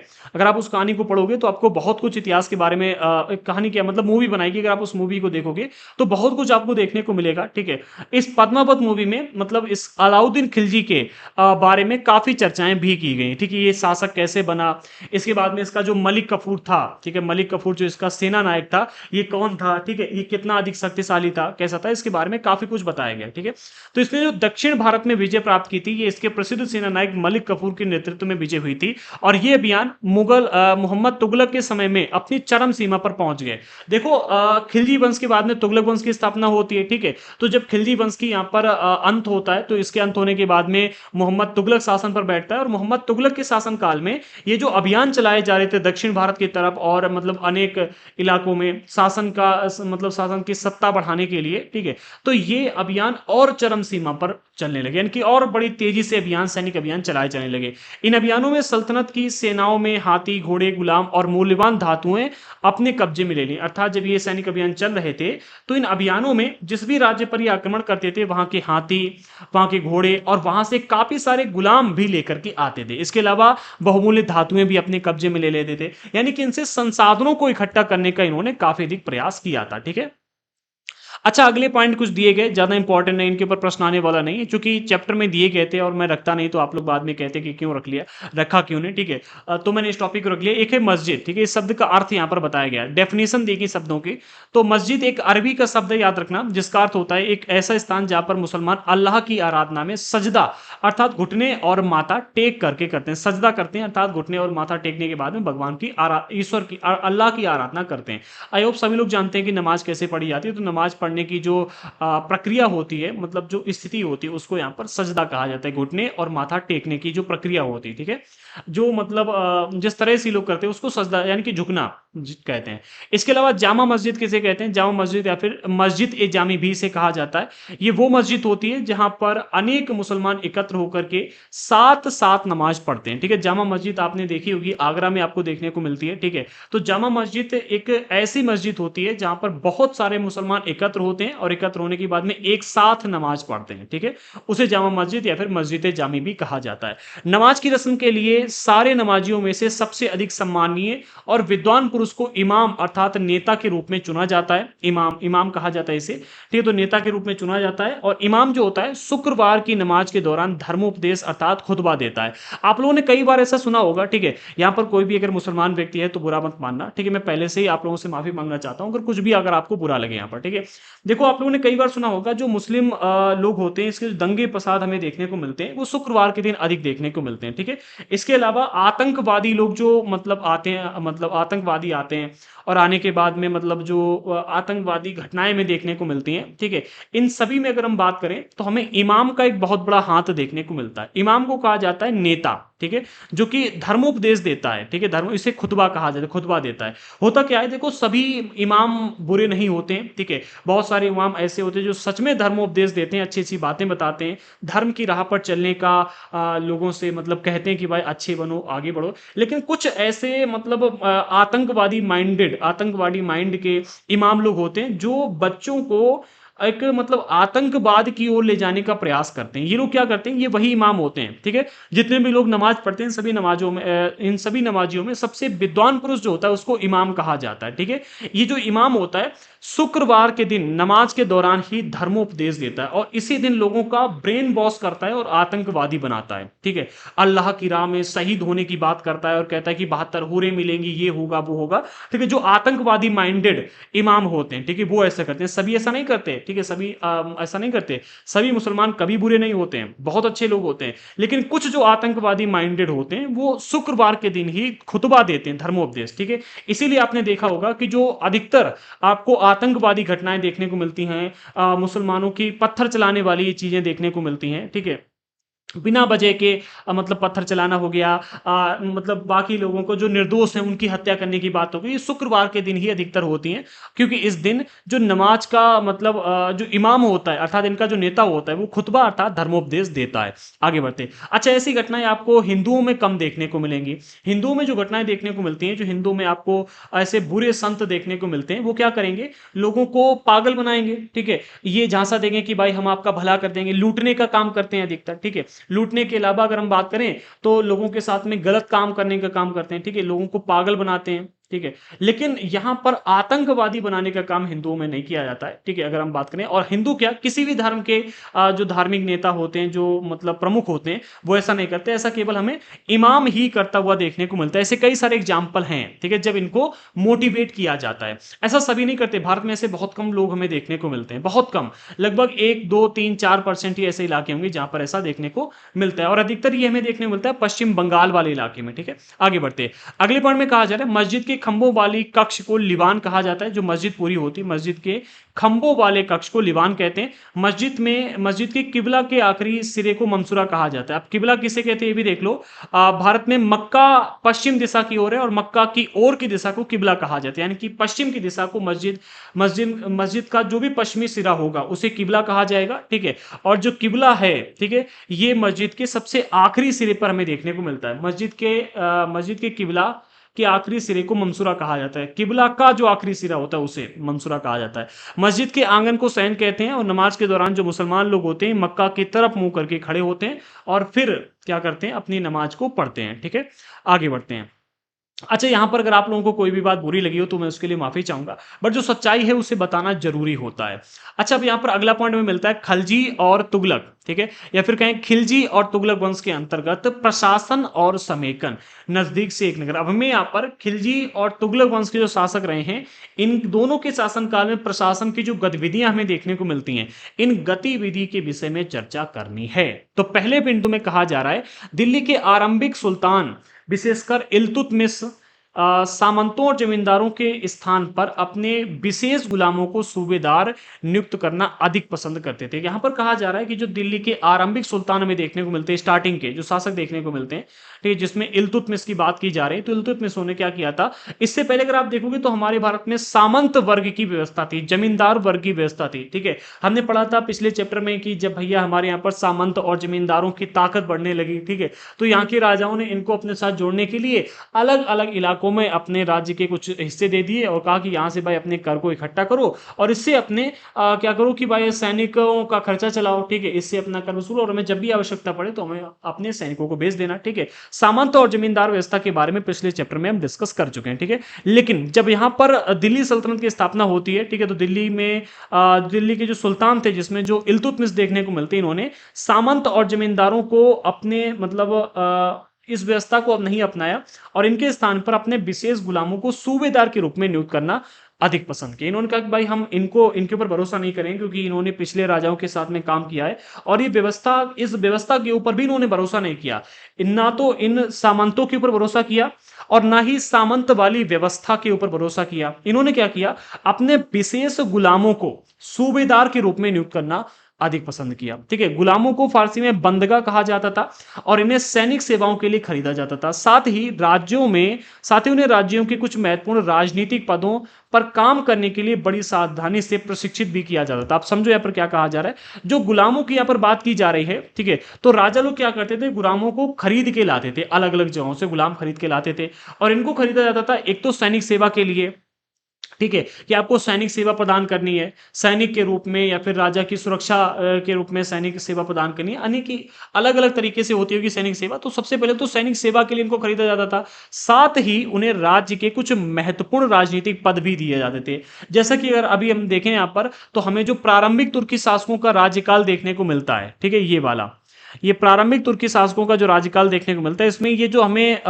देखने को मिलते हैं जितने भी शासक हुए 1 2 3 4 5 6 7, ये 7 के 7 शासक गुलाम थे, ठीक है। इनको पहले लेकर के आए थे, ठीक है, जो प्रारंभिक तुर्की शासक थे उन्होंने गुलाम थे इनको यहाँ पर यहाँ की व्यवस्था संभालने के लिए भेजा था और यहाँ के शासक बना दिया था, ठीक है। आगे बढ़ते हैं, तो जो गुलाम होते थे इनको एक तो सैनिक सेवा के लिए और दूसरा, अच्छा, सैनिक सेवा के लिए जो खरीदते थे उसका सबसे महत्वपूर्ण एग्जांपल हमें मिलता है मलिक कफूर का, ठीक है। इनको सैनिक सेवा के लिए खरीदा गया था क्योंकि इसने दक्षिण की विजय के लिए मतलब यहां पर सेनापति के रूप में, सेना नायक के रूप में दक्षिण की सेना का नेतृत्व किया। तो एक एग्जाम्पल हो गया आपका मलिक कफूर का और दूसरा राजाओं का एग्जाम्पल हमने अभी यहां पर देख ही लिया, ठीक है। तो यहां पर जो गुलाम होते थे इनको फारसी में बंदगा कहते थे, याद रखना, ठीक है। और जो ये इल्तुतमिश था इसने सामंत और जमींदारों के स्थान पर विशेष गुलामों को सूबेदार नियुक्त करना अधिक पसंद किया था। ये गुलामों को राजनीतिक पद और सैनिक सेवा के लिए खरीदा जाता था, याद रखना, ठीक है। और जो गुलाम होते थे इनको बड़ी सावधानी से प्रशिक्षण भी दिया जाता था कि आपको इस तरह से इस इलाके में जाकर के ये कार्य करने हैं, ठीक है। उस समय के विद्वानों का कहना था कि सुल्तान के लिए एक योग्य और अनुभवी गुलाम बेटे से भी बढ़कर होता था। अच्छा, इसके पीछे का कारण क्या दिया जा रहा है, तो कहते हैं कि गुलाम और आश्रित, यानी कि आश्रित वो लोग होते थे जैसे कि भाई आज आप जो हो अपने माँ बाप के ऊपर आश्रित हो, अगर आप नहीं कमाई कर रहे हो, ठीक है, तो आप अपने माँ बाप के प्रति वफादार रहोगे, ठीक है।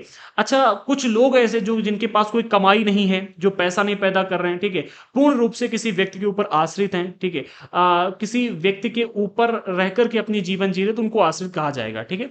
आश्रित का अर्थ आप लोग आई थिंक समझ गए होंगे, ठीक है, यानी कि भाई किसी व्यक्ति के ऊपर निर्भर रहना, ठीक है। जैसे कि हमारे ऊपर कोई व्यक्ति निर्भर है तो हम कहेंगे कि वो हमारे ऊपर आश्रित है, ठीक है। तो गुलाम और आश्रित अपने मालिकों और संरक्षकों के प्रति वफादार रहते थे, मगर उनके उत्तराधिकारियों के प्रति नहीं, ठीक है। जो इसीलिए यहां पर कहा गया है कि जो सुल्तान होते थे, सुल्तानों के लिए एक योग्य और अनुभवी गुलाम जो होता था वो बेटे से भी बढ़कर होता था, क्योंकि ये जो गुलाम थे अपने मालिकों के प्रति वफादार रहते थे उस समय, ठीक है, जो कि देखने को मिलता है। और इनके जो उत्तराधिकारी होते थे, इन उत्तराधिकारियों के प्रति वफादार बिल्कुल भी ये गुलाम नहीं रहते थे, ठीक है। आगे बढ़ते हैं, इनको बेटों से भी बढ़कर माना गया है। आगे बढ़ते हैं, अगला पॉइंट है खलजी के बारे में यहां पर दिया जा रहा है, ठीक है। तो खलजी तथा तुगलक शासक बंदगा का इस्तेमाल और साथ ही अपने आश्रित निम्न वर्ग के लोगों को भी ऊंचे राजनीतिक पदों पर बैठाते थे। एक मिनट।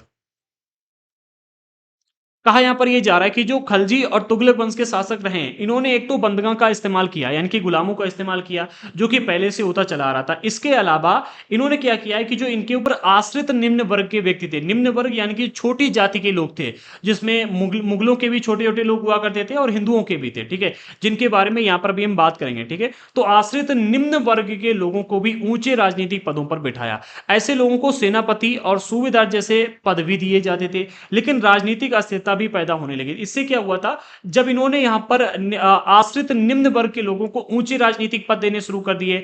बंदगा का तो पहले से दिया जाता, लेकिन इनको ट्रेनिंग दी जाती थी, ठीक है। ट्रेनिंग देने के बाद में ऊंचे ऊंचे राजनीतिक पद दिए जाते थे। लेकिन जब खलजी और तुगलक वंश के शासकों ने ये बहुत बड़े पैमाने पर करना शुरू कर दिया, ठीक है, जो निम्न वर्ग के व्यक्ति थे, ठीक है, इसके अलावा जो बंदगा लोग थे, इनको ऊंचे ऊंचे राजनीतिक पद देने लगे, तो इससे हुआ क्या कि भैया राज्य में राजनीतिक अस्थिरता पैदा होने लगी।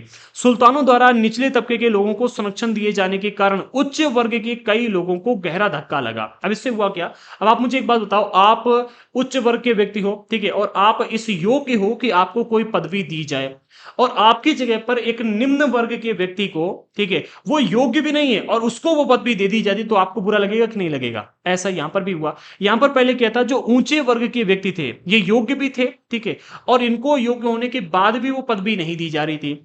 इनकी जगह पर निचले तबके के लोगों को जो योग्य नहीं थे, इनको वो पदवी दी जाती, जैसे कि सेनापति हो गए, सूबेदार के रूप में नियुक्त किया जा रहा था। इसके अलावा और भी कई सारे बड़े बड़े पद दिए जा रहे थे। इससे क्या हुआ, यहां पर राजनीतिक अस्थिरता पैदा होने लगी। जो उच्च वर्ग के व्यक्ति थे, इनको गहरा धक्का लगने लगा कि वो व्यक्ति जो हमारे नौकर के रूप में अभी तक काम कर रहा था, हमारे नौकर के इन्होंने हमारा मालिक बना के बिठा दिया, ठीक है। भाई निम्न वर्ग के जो व्यक्ति थे, ये इनके नौकर के रूप में पहले काम करते थे, ठीक है। अब राजा ने क्या किया, इन्हीं निम्न वर्ग के व्यक्तियों को, खलजी और तुगलक वंश के शासक थे, इन्होंने इन्हीं निम्न वर्ग के व्यक्तियों को ऊंचे ऊंचे पद देकर के इनका मालिक बनाकर बिठा दिया, ठीक है। अच्छा, फारसी तवारीख के लेखकों ने निचले खानदान के लोगों को ऊंचे पद पर बैठाने के लिए दिल्ली के सुल्तानों की आलोचना भी की थी। अच्छा, यहां पर जो एक बात कही जा रही है कि राजनीतिक अस्थिरता पैदा होने लगी थी, इसका अर्थ समझ लो। यहां पर कहा जा रहा है राजनीतिक अस्थिरता, इसका अर्थ समझ लो। जब इन्होंने क्या किया कि निचले वर्ग के व्यक्तियों को, ठीक है, निम्न वर्ग के व्यक्तियों को ऊंचे पद पर बिठा दिया, ठीक है, और ऊंचे पद पर बैठने के बाद में जब वो अपने ही मालिकों को आदेश देने लगे, भाई अगर आपको मंत्री बना दिया जाए, ठीक है, और तो मंत्री बनने के बाद में जो नीचे के लोग हैं आप उनको आदेश तो दोगे ही दोगे, आप खुद जाकर के वो तो सारे काम करोगे नहीं, ठीक है। पहले वो नौकर हुआ करते थे, अब उनको बना दिया गया मालिक। अब मालिक बनने के बाद में वो अपने नौकरों को आदेश देंगे, ठीक है, जो पहले मालिक मालिक थे, अब वो बन गए नौकर, ठीक है। अब नौकर के रूप में जब उनको आदेश देते थे तो लोग यहाँ पर एक तो उनके आदेश को मानने से इनकार कर देते थे, ठीक है, क्योंकि कभी ना कभी वो जो आज उनका मालिक बना बैठे वो उनको नौकर हुआ करता था, ठीक है। उनको एक तो उनका मतलब आदेश मानने से इनकार करते थे, और कभी कभी उनका आदेश तो मान लेते थे लेकिन सही ढंग से उनके आदेश का पालन नहीं करते थे, ठीक है। इस वजह से हुआ ये कि राजनीतिक अस्थिरता पैदा होने लगी। भाई यहां पर जैसे कि मंत्री के रूप में बैठाया गया तो मंत्री ने कहा कि आगे चल करके ऐसा होना चाहिए। अब उसको लगा कि तुम मुझे आदेश दोगे, तुम्हारे आदेश का पालन हम करेंगे, तुम कल हमारे नौकर रहे थे, आज मालिक बन के मुझे आदेश दे रहे हो और तुम चाहते हो कि हम तुम्हारे आदेश का पालन करें, बिल्कुल भी नहीं करेंगे। और इस तरह से ये लोग क्या करने लगे, धीरे धीरे यहां पर राजनीतिक अस्थिरता पैदा होने लगी। आगे कहा जा रहा है सुल्तान मोहम्मद तुगलक ने अजीज खुमार नामक एक कलाल व्यक्ति था। कलाल शराब बनाने और बेचने वाले लोगों को कहा जाता था उस टाइम पर, ठीक है। तो शराब बनाने और बेचने वाले व्यक्ति का नाम था पहले अजीज खुमार, ठीक है। अजीज खुमार जो कि एक निम्न वर्ग का व्यक्ति था जो शराब बनाने और बेचने का काम करता था। इसके अलावा फिरोज हज्जाम जो कि एक नाई का काम करता था। इसके अलावा मनका तब्बाख जो कि बावर्ची था। इसके अलावा लड्डा और पीरा नामक माली, इनको ऊंचे प्रशासनिक पदों पर बिठा दिया। जब ऐसे व्यक्तियों को ऊंचे पदों पर बिठाया, जो जिसमें एक आपको नाई देखने को मिलता है जो बाल बनाने का काम करता था उस टाइम पर, इस जाति को देखो ये मुस्लिम ही था, हिंदू नहीं था, ठीक है। ये फिरोज हज्जाम नाम है इसका, ये नाई था, सॉरी ये क्या था, मुस्लिम था। इसके अलावा ये अजीज खुमार, ये भी नाई हुआ करता था। ये मतलब नाई नहीं, ये शराब बनाने का काम करता था, मुस्लिम था। इसके अलावा ये जो बावर्ची था इसका नाम था क्या था, मनका तब्बाक, ठीक है, ये भी मुस्लिम था। इसमें एक हिंदू का वर्णन दिया गया जो कि माली था पहले, लड्डा और पीरा नामक, ठीक है, लड्डा और पीरा। आई होप कि ये हिंदू ही रहे होंगे, इनके नाम से ऐसा लगता है, ठीक है। बाकी सारे के सारे लोगों के नाम से ऐसा लगता है कि ये मुस्लिम रहे होंगे, ठीक है। तो ऐसे जब निम्न वर्ग के व्यक्तियों को ऊंचे प्रशासनिक पदों पर बिठा दिया तो 14वीं सदी के मध्य के इतिहासकार जिनका नाम था जियाउद्दीन बर्नी, इन्होंने इन नियुक्तियों का उल्लेख सुल्तान के राजनीतिक विवेक के नाश और शासन करने की अक्षमता के उदाहरण के रूप में किया। अच्छा, इन्होंने जो इन निम्न वर्ग के व्यक्तियों को यहां पर बिठाया था इसके पीछे के कई कारण थे। एक दो कारण मैं आपको बताता हूं। पहला कारण तो यह था कि जब शक्तिशाली व्यक्ति प्रशासनिक पदों पर बैठा होगा तो राजा के आदेश जब भी आएगा तो राजा के आदेश का पालन सोच समझ के करेगा, ठीक है। वहां पर प्रश्न करेगा, ठीक है, कि भाई आप ऐसा क्यों कर रहे हो, ठीक है। और हो सकता है कि कभी कभी राजा के आदेश का पालन भी ना करे, क्योंकि भाई वो व्यक्ति जो है काबिल है, ठीक है, ऊंचे वर्ग का व्यक्ति है, जनता से अच्छे ढंग से परिचित है, साम्राज्य से अच्छे ढंग से परिचित है। लेकिन अगर वहां पर एक निम्न वर्ग का व्यक्ति बैठा होगा तो राजा उसे डांट के अगर एक बार कह देंगे तो वो सुनेगा और काम करेगा, जवाब नहीं देगा, ठीक है। एक तो कारण ये हो गया। दूसरा कारण क्या था, दूसरा कारण ये था जो ये ऊंचे ऊंचे राजनीतिक पदों पर बैठने वाले व्यक्ति होते थे ये कभी कभी क्या करते थे कि विद्रोह खड़ा कर देते थे, राजा के प्रति वफादार नहीं रहते थे। और इसी वजह से इन्होंने क्या किया, निम्न वर्ग के व्यक्तियों को यहां पर बिठाया जिससे कि ये हमेशा राजा के प्रति वफादार रहे, ठीक है। तो अपनी सल्तनत को बनाए रखने के लिए भी इन्होंने ऐसा किया। तीसरा कारण जो देखने को मिलता वो ये कि चूंकि इनकी सत्ता को आम जनता स्वीकार नहीं कर रही थी, ठीक है। तो आम जनता की नजर में आने के लिए, आम जनता को ये दिखाने के लिए कि देखो हम आपके ही शासक हैं, ठीक है, हम आपके लिए काम कर रहे हैं, हम निम्न वर्ग के व्यक्तियों को ऊंचे बिठा रहे हैं, तो जनता का समर्थन पाने के लिए इन्होंने ऐसा किया होगा। तीन कारण हमारे मन में आ रहे हैं और ऐसा ही मतलब और भी कारण रहे होंगे जो कि हमें यहां पर देखने को मिलते हैं। तो तीन कारण प्रमुख थे जो कि हमने यहां पर बात की है। आगे बढ़ते हैं, अगला टॉपिक जो हमारा है वो एकता व्यवस्था। एकता व्यवस्था जो है ये एक तो हमारे सामंतवाद वाली व्यवस्था से मिलती जुलती है, और आज के टाइम पर जो आप डीएम वगैरह को देखते हो ना, डीएम जो होते हैं डिस्ट्रिक्ट मजिस्ट्रेट होते हैं, इनसे भी मिलती जुलती है व्यवस्था है। इसी का अपडेटेड वर्जन आप कह सकते हो हमारे डिस्ट्रिक्ट मजिस्ट्रेट हमें देखने को मिलते हैं। अब आइए इस व्यवस्था को भी डिटेल में समझते हैं। इस व्यवस्था से कई बार प्रश्न आ चुके हैं और प्रश्न आने की उम्मीद हमेशा बनी रहती है। और प्रश्न कभी कभी ऐसे भी आता है कि एकता व्यवस्था और सामंतवाद में अंतर स्पष्ट कीजिएगा, ठीक है। तो इसको आज हम बहुत ही बारीकी से और एक अलग तरीके से डिस्कस करेंगे, कंपेयर करके कि सामंतवाद व्यवस्था और एकता व्यवस्था में अंतर क्या है। तो पहले बिंदु में यहां पर कहा जा रहा है कि खलजी और तुगलक शासकों ने भी अपने सेना नायकों को भिन्न भिन्न आकार के इलाकों के सूबेदार के रूप में नियुक्त किया। अब देखो यहां पर क्या किया गया था, जो खलजी और तुगलक शासक थे इन्होंने क्या किया, इनके जो पहले से नियुक्त सेना नायक थे इन्हीं सेना नायकों को भिन्न भिन्न अर्थात अलग अलग आकार के इलाकों के सूबेदार के रूप में नियुक्त करना शुरू कर दिया था, ठीक है। और ये इलाके एकता कहलाते थे। इन इलाकों को संभालने वाले जो अधिकारी थे, अर्थात ये सेना नायक जिनको सूबेदार के रूप में यहां पर नियुक्त किया गया, इन्हीं अधिकारियों को इक्तेदार या फिर मुक्ति यहां पर कहा जाने लगा। ठीक है, अब इसको ना थोड़ा सा हम कंपेयर करते हैं हमारी सामंतवाद वाली व्यवस्था से। हमने सामंतवाद वाली व्यवस्था में पढ़ा था जैसे कि एक राजा है जिसके पास में इतना बड़ा राज्य है, इतने बड़े राज्य पर ही शासन करता है। ठीक है, अब इसने देखा कि भाई जब अलग अलग क्षेत्रों में अलग अलग लोगों के पास में ताकत आने लगी, जिसमें मुख्य रूप से भूस्वामी वर्ग के व्यक्ति थे, तो इन्होंने क्या किया, उन्हीं भूस्वामियों को, जैसे कि यहां पर एक भूस्वामी है जो कि ताकतवर है, यहां पर एक भूस्वामी है जो कि ताकतवर है, यहां पर एक भूस्वामी है, यहां पर है, ठीक है, यहां पर है, ये हम मान लेते हैं कि भाई 5 भूस्वामी है जिनके पास में ताकत है। ठीक है, तो राजा ने क्या किया, इस भूस्वामी से कहा कि तुम इतने इलाके से टैक्स वसूलोगे, और टैक्स वसूलने के बाद में इसी टैक्स से अपनी एक सेना खड़ी करोगे और सेना का संचालन करोगे। जब भी हमें आवश्यकता पड़ेगी तो आप उस सेना को हमारे पास में भेजोगे। जब भी हम युद्ध लड़ने के लिए जाएंगे तो उस सेना को हमारे पास भेजोगे, और तुम स्वयं भी सेना नायक के रूप में उस सेना का कमान संभालते हुए हमारे पास में आओगे। ठीक है, इस तरह की व्यवस्था थी। इसी तरह से इस भी भूस्वामी से कहा गया, इस भूस्वामी से भी कहा गया, इससे भी कहा गया, और इसी तरह से इससे कहा गया। यानी कि इन्होंने क्या किया था, अपने राज्य के कुछ महत्वपूर्ण भूस्वामी और जो महत्वपूर्ण लोग थे उन लोगों से ये कहा कि भाई आप अपने उन लोगों को अधिकार दे दिया कि वो अपने राज्य से, अपने इलाके से टैक्स वसूल सकें और उस टैक्स के बल पर अपनी एक सेना खड़ी कर सकें और उस सेना का संचालन कर सकें। जब भी राजा को आवश्यकता पड़ेगी तब उस सेना को राजा के पास में भेजेंगे, ये सामंत वर्ग के व्यक्ति, ये सामंत लोग भेजेंगे। ठीक है, ये सामंतवाद वाली व्यवस्था में हमने पढ़ रखा है। अब इक्तेदार वाली व्यवस्था में हमने यहां पर देखा कि खलजी और तुगलक शासक जो थे, इनके पास में पहले जो सेना नायक उपलब्ध थे, यहां पर इन्होंने क्या किया, जो महत्वपूर्ण लोग थे जैसे कि भूस्वामी, उनको यहां पर सेना नायक के रूप में नियुक्त किया गया और यह कहा कि अपनी सेना खड़ी करो और कर वसूलो, कर से अपना खर्चा चलाओ, जब भी आवश्यकता पड़ेगी तो सेना हमारे पास में भेजो। लेकिन यहां पर पहले से जो इनके सेना नायक थे उनको सूबेदार के रूप में अलग अलग इलाकों में नियुक्त कर दिया और इनको इक्तेदार कहा जाने लगा। ये जो भूस्वामी थे इनको क्या कहा गया, इनको सामंत कहा गया और इनको इक्तेदार कहा जाने लगा। ठीक है, तो इतना फर्क हमें दोनों में देखने को मिलता है। ठीक है, और जो यहां पर ये इलाके थे, जिन इलाकों का इनको सूबेदार नियुक्त किया जाता था, इन इलाकों को इक्ता कहा जाता था, जबकि इन्होंने इन इलाकों का नाम कुछ भी नहीं रखा था। ठीक है, इलाकों को नियंत्रित करने वाले, इलाकों पर अपना शासन चलाने वाले जो ये शासक थे, अब मतलब सामंत वर्ग के व्यक्ति थे, इनको सामंत कहा गया था। ठीक है, आगे बढ़ते, अब जो इक्तेदार लोग थे, ठीक है, ये इक्तेदार थे, इनका फर्ज था कि ये अपने इलाके में सैन्य अभियान चलाएं, सैन्य अभियान का नेतृत्व करें एवं कानून व्यवस्था बनाए रखें। ये दोनों काम मतलब सामंतों के भी थे। सामंतों का भी काम था कि अपने पूरे इलाके में सैन्य अभियान चलाना है, जहां पर भी बगावत का असर उठ रहा है उसे दबाना है। ठीक है, इसके अलावा वहां से कर वसूलना है और कानून व्यवस्था बना करके रखनी है। ठीक है, ये काम इन सामंत वर्ग के व्यक्तियों का भी था। लेकिन यहां पर जो डिफरेंट आपको देखने को मिलता है वो ये है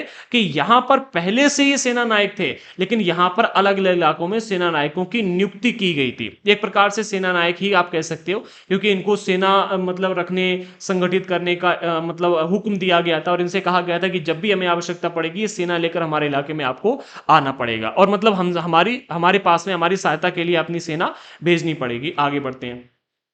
अब अगला टॉपिक मतलब अगला बिंदु इसी में दिया जा रहा है, उसमें देखते हैं क्या कहा जा रहा है। अगले बिंदु में कहा जा रहा है अपनी सैनिक सेवाओं के बदले वेतन के रूप में मुक्ति अपने इलाकों से राजस्व की वसूली किया करते थे। दोनों में डिफरेंस देखिएगा। अब यहां पर क्या किया गया, जो मतलब खलजी और तुगलक शासक थे, इन्होंने क्या किया, जो ये इक्तेदार लोग थे, ठीक है, इनसे कहा कि आप जो सैनिक सेवाएं हमें प्रदान करेंगे, ठीक है, इन सैनिक सेवाओं के बदले वेतन के रूप में आप अपने इलाकों से राजस्व की वसूली करेंगे। ठीक है, और राजस्व के रूप में आपको जो भी रकम मिलेगी इससे अपने सैनिकों को तनख्वाह देंगे। एक तो अपना वेतन लेंगे, ठीक है, और दूसरा अपने सैनिकों को भी तनख्वाह देंगे। ठीक है, दो काम इनको सौंपे गए। अच्छा, अगर हम सामंत वर्ग के व्यक्तियों को देखें तो यहां पर इनके वेतन वगैरह की बात नहीं की गई। यहां पर कहा गया कि अपने खर्चों को चलाने के लिए, ठीक है, अपने खर्चों को चलाने के लिए आप क्या करेंगे, अपने इलाके से राजस्व वसूलेंगे और उससे अपनी सेना खड़ी करेंगे, सेना का संचालन करेंगे, सेना के लिए हथियार, घोड़ों का खाना और अपना जो भी होगा वो सारा का सारा आपको संभालना है। ठीक है, यहां पर सामंतवाद में वेतन वगैरह की बात नहीं की, जबकि यहां पर इन्होंने वेतन शब्द का इस्तेमाल किया है। आगे बढ़ते, इन्होंने मुक्ति लोगों पर काबू रखने के लिए सबसे प्रभावी तरीका जो इन्होंने अपनाया था वो ये था कि उनका पद वंश परंपरा से ना चले। यहां पर क्या किया गया कि इनका पद वंश परंपरा परंपरा से ना चले, इस प्रकार की रणनीति का इस्तेमाल किया गया। लेकिन सामंतवाद में इनका पद वंश परंपरा के हिसाब से ही चल रहा था। ठीक है भाई, अलग अलग इलाकों के ताकतवर लोगों को इन्होंने सामंत नियुक्त किया था। ठीक है, अब वो अपने ही इलाके के सामंत हुआ करते थे। ठीक है, इसलिए उनका स्थानांतरण यानी कि ट्रांसफर नहीं किया जाता था। अब चूंकि ये इनके सेना नायक थे, ठीक है, ये पहले से सेना नायक नियुक्त थे और इनको इलाका दिया गया है कि उस इलाके में जाकर के आप इक्तेदार के रूप में अपनी भूमिका निभाओगे, उस इलाके के आप सूबेदार बनकर के रहोगे। ठीक है, तो भाई आज ये इलाका दिया गया, कल वो इलाका दे दिया गया, परसों वो इलाका दे, जैसे आज के टाइम पर आप डीएम की पोस्ट देखते हो, कभी भी आप देखोगे एक साल तक डीएम एक ही पोस्ट पर टिक करके नहीं रहता है। ठीक है, रहेगा भी तो बहुत मुश्किल में। डीएम जो होता है उसका बहुत जल्दी ट्रांसफर होता रहता है, डिस्ट्रिक्ट मजिस्ट्रेट का। ठीक है, आज यहां है, कल वहां है, परसों वहां है। इसी तरह से पहले जो ये सूबेदार लोग हुआ करते थे, इनका भी ट्रांसफर बहुत जल्दी किया जाता था। ठीक है, अच्छा ऐसा क्यों किया जाता था? क्योंकि सामंत वर्ग के जो व्यक्ति थे, इनको चूंकि एक ही स्थान पर लंबे समय तक रहने की अनुमति प्राप्त थी, मतलब ये एक ही स्थान के सामंत बनकर के रहते थे और ये वहां से अपनी तनख्वाह वहां से कर भी वसूलते थे, तो अपने इलाके के ऊपर इनका बहुत ही तगड़ा नियंत्रण हो जाता था। अब जब अपने इलाके के ऊपर ये पूर्ण नियंत्रण स्थापित कर लेते थे और चूंकि ये कर प्राप्त करते थे, ठीक है, तो इनकी ताकत भी बढ़ती जाती थी, संसाधन भी बढ़ते जाते थे और सेना भी इनकी बढ़ती जाती थी। तो एक दिन इनके पास इतनी अधिक ताकत हो जाती थी कि ये अपने मालिक राजा, जो जिनके ये सामंत हुआ करते थे, जिनके अधीन रह करके उस इलाके में सेना इकट्ठी कर रहे थे, कर वसूल रहे थे, उनकी अधीनता को अस्वीकार करके उनके प्रति बगावत करने लगते थे और कहते थे कि अब मैं तुम्हें राजा नहीं मानता हूं, अब मैं स्वतंत्र हूं। अपने आप को स्वतंत्र घोषित कर देते थे और बल्कि उन राजा के ऊपर आक्रमण भी करते थे और आक्रमण करने के बाद में उनके राज्य को भी मतलब खतरा हो जाता था। लेकिन यहां पर इसी खतरे से बचने के लिए इन्होंने क्या किया, मुक्ति लोगों पर काबू पाने के लिए, इस खतरे से बचने के लिए और मुक्ति लोगों के ऊपर काबू बनाए रखें, इस बात का ध्यान रखते हुए इनका पद वंश परंपरा से ना चले, इस बात का ध्यान रखा। ठीक है, इसके अलावा उन्हें कोई भी इक्ता थोड़े समय के लिए ही मिले। ठीक है, कि भाई लंबे समय तक ना मिले इन्हें। अगर लंबे समय तक एक ही स्थान के इक्तेदार बन के रहेंगे, एक ही स्थान के सूबेदार बने रहेंगे, तो इनकी ताकत बढ़ जाएगी। ठीक है, ये उस इलाके से बहुत बड़ी सेना खड़ी करके और मतलब लोगों को संगठित करके हमारे खिलाफ बगावत कर सकते हैं। तो बगावत ना हो इसके लिए थोड़े थोड़े समय के लिए इनको कोई भी इक्ता दिया जाता था, यानी कि एक इलाके के इक्तेदार बहुत कम समय के लिए रहते थे, जिसके बाद उनका स्थानांतरण कर दिया जाता था। ठीक है, यानी कि ट्रांसफर कर दिया जाता, जैसे कि हम आज के टाइम पर हमारे डिस्ट्रिक्ट मजिस्ट्रेट के ट्रांसफर को देखते हैं। अगले पॉइंट में क्या कहा जा रहा है, अगले पॉइंट में दिया जा रहा है, सुल्तान अलाउद्दीन खिलजी और मोहम्मद तुगलक के शासनकाल में नौकरी के इन कठोर नियमों की बड़ी सख्ती से पालन होता था। यानी कि जो यहां पर इन्होंने नियम बना करके रखे थे कि भाई कोई भी मुक्ति लोगों पर काबू पाने के लिए कि भैया उनका पद वंश परंपरा से ना चले, समय समय पर स्थानांतरण होता रहे और जो ये वेतन ले रहे हैं, यहां से जो टैक्स वसूल रहे हैं, राजस्व की वसूली कर रहे हैं, वो उनके तय वेतन से अधिक ना हो। ठीक है, इन 3-4 नियमों का बड़ा सख्ती से इसका पालन किया जाता था। किनके? एक तो सुल्तान अलाउद्दीन खिलजी और दूसरा मोहम्मद तुगलक, इन दोनों को के ही शासनकाल में ये एक प्रकार की नौकरी हुआ करती थी। ठीक है, लेकिन पहले क्या किया गया था, अगर अलग अलग इलाकों के शासक के रूप में वहां पर नियुक्त कर दिया गया था कि भाई आप इस इलाके के सामंत हैं। सामंत एक प्रकार से उस इलाके का शासक कहलाता था। लेकिन यहां पर एक प्रकार की ये नौकरी रखी गई, एक प्रकार की ये जॉब रखी गई कि भाई आप इस इलाके के सूबेदार के रूप में नियुक्त किए जाते हैं, अर्थात यहां पर आपको सूबेदार की नौकरी मिलती है। ठीक है, याद रखना, पहले वो क्या थी, वो एक प्रकार से पदवी थी। ठीक है, कि भाई आप इस इलाके के सामंत हैं, अर्थात इस इलाके के कर्ता धर्ता हैं। लेकिन यहां पर क्या है कि नौकरी दी गई। आगे बढ़ते हैं। हाँ, तो वही यहां पर कहा जा रहा है कि जो सुल्तान अलाउद्दीन खिलजी और मोहम्मद तुगलक के शासनकाल में जो ये नौकरी थी, इस नौकरी के जो नियम थे, ठीक है, इन कठोर नियमों का बड़ी सख्ती से पालन होता था। मुक्ति लोगों द्वारा एकत्रित किए गए राजस्व की रकम का हिसाब लेने के लिए राज्य द्वारा लेखा अधिकारी नियुक्त किए जाते थे, जो कि ये पहले से सीख रखे थे कि जो सामंत वर्ग के व्यक्ति थे वो बहुत अधिक कर वसूलते थे। ठीक है, तो इन्होंने क्या किया, इन मुक्ति लोगों के ऊपर नियंत्रण पाने के लिए, ठीक है, जो भी ये कर वसूलते थे, जो भी ये राजस्व वसूलते थे, उसका हिसाब लेने के लिए लेखा अधिकारियों को नियुक्त कर दिया, जो कि राज्य के द्वारा नियुक्त किए जाते थे। और ये लेखा अधिकारी जाकर के देखते थे वहां पर कि यहां से कितना राजस्व वसूला जा रहा है और कितना टोटल राजस्व है जो वसूला गया है। इस बात का ध्यान यहां पर रखा जाए। इसके अलावा इस बात का ध्यान रखा जाता था कि मुक्ति राज्य द्वारा निर्धारित कर ही वसूले और तय संख्या के अनुसार सैनिक रखें। देखो यहां पर इनको सैनिक को रखने की भी संख्या तय कर दी गई थी कि आपके पास में अगर मतलब 5 गांव हैं तो आप इतने सैनिक रखोगे, 10 गांव हैं तो इतने सैनिक रखोगे, 1000 गांव आपके पास में तो इतने सैनिक रखोगे। ठीक है, देखो एक तो यहां पर ये नियम रख दिया गया था कि आप इतने सैनिक रखोगे और दूसरा आप निर्धारित कर ही वसूलोगे, जबकि ऐसी कोई भी व्यवस्था हमें सामंतवाद में देखने को नहीं मिलती। सामंतवाद में ऐसा कोई लेखा अधिकारी में देखने को नहीं मिलता है, सामंतवाद में तय सैनिकों की संख्या में देखने को नहीं मिलती है, कर वसूलने की मतलब कि भाई अपनी सैलरी के अनुसार कर वसूलोगे ऐसा भी कोई नियम देखने को नहीं मिलता है। आगे बढ़ते हैं भाई, आगे चल करके कुछ किया गया हो तो नहीं कह सकते, बट अभी तक हमने जितना डिस्कस किया है वहां पर हमें इतना ही देखने को मिलता है। अगले पॉइंट में कहा जा रहा है, जब दिल्ली के सुल्तान शहरों से दूर आंतरिक इलाकों को भी अपने अधिकार में ले आए, एक मिनट, हाँ ले आए, तो उन्होंने भूमि के स्वामी सामंतों और अमीर जमींदारों को भी अपनी सत्ता के आगे झुकने के लिए बाध्य कर दिया। यहां पर हुआ क्या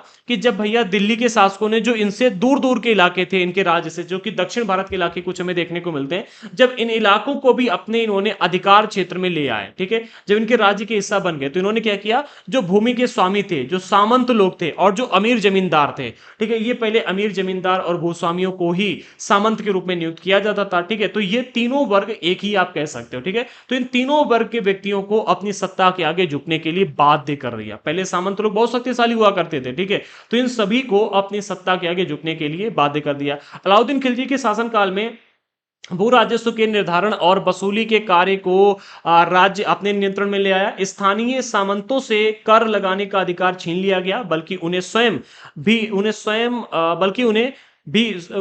भी एक मिनट में, बल्कि स्वयं उन्हें भी कर चुकाने को बाध्य कर दिया गया। यहां पर क्या किया गया, जब ये मतलब दूर दराज के इलाकों को अपने अधिकार में ले आए, तो इन्होंने क्या किया, जितने भी भूस्वामी थे, सामंत थे, जमींदार जो पहले रहा करते थे, ठीक है, पहले के सामंत थे, ठीक है, तो उनको भी इन्होंने अपनी सत्ता के आगे झुका लिया। इसके बाद में जितनी भी जमीन इनके राज्य के अंतर्गत आती थी, उस सभी का, उस पूरी की पूरी भूमि का निर्धारण किया गया, ठीक है, कि भाई इतना इलाका यहां पर है, इतना इलाका यहां पर है, उसका अच्छे ढंग से छानबीन की गई, ठीक है। क्या कहा जा रहा है, भू राजस्व के निर्धारण, हाँ एक मिनट, शासनकाल में भू राजस्व के निर्धारण और वसूली के कार्य को राज्य अपने नियंत्रण में ले आए। जब अपने नियंत्रण में ले आए, तो स्थानीय सामंत जो हुआ करते थे, जो पहले कर लगाया करते थे लोगों के ऊपर, इनको अपने इनका अधिकार मतलब कर लगाने का अधिकार इनसे छीन लिया गया, ठीक है, सामंतों से कर लगाने का अधिकार छीन लिया, और इसके बाद में बल्कि इन्हें स्वयं उन्हें भी, ठीक है, कर चुकाने के लिए बाध्य कर दी। इनसे ये कहा कि अब तुम कर लगा नहीं सकते, बल्कि अब आपको भी कर देना होगा, ठीक है।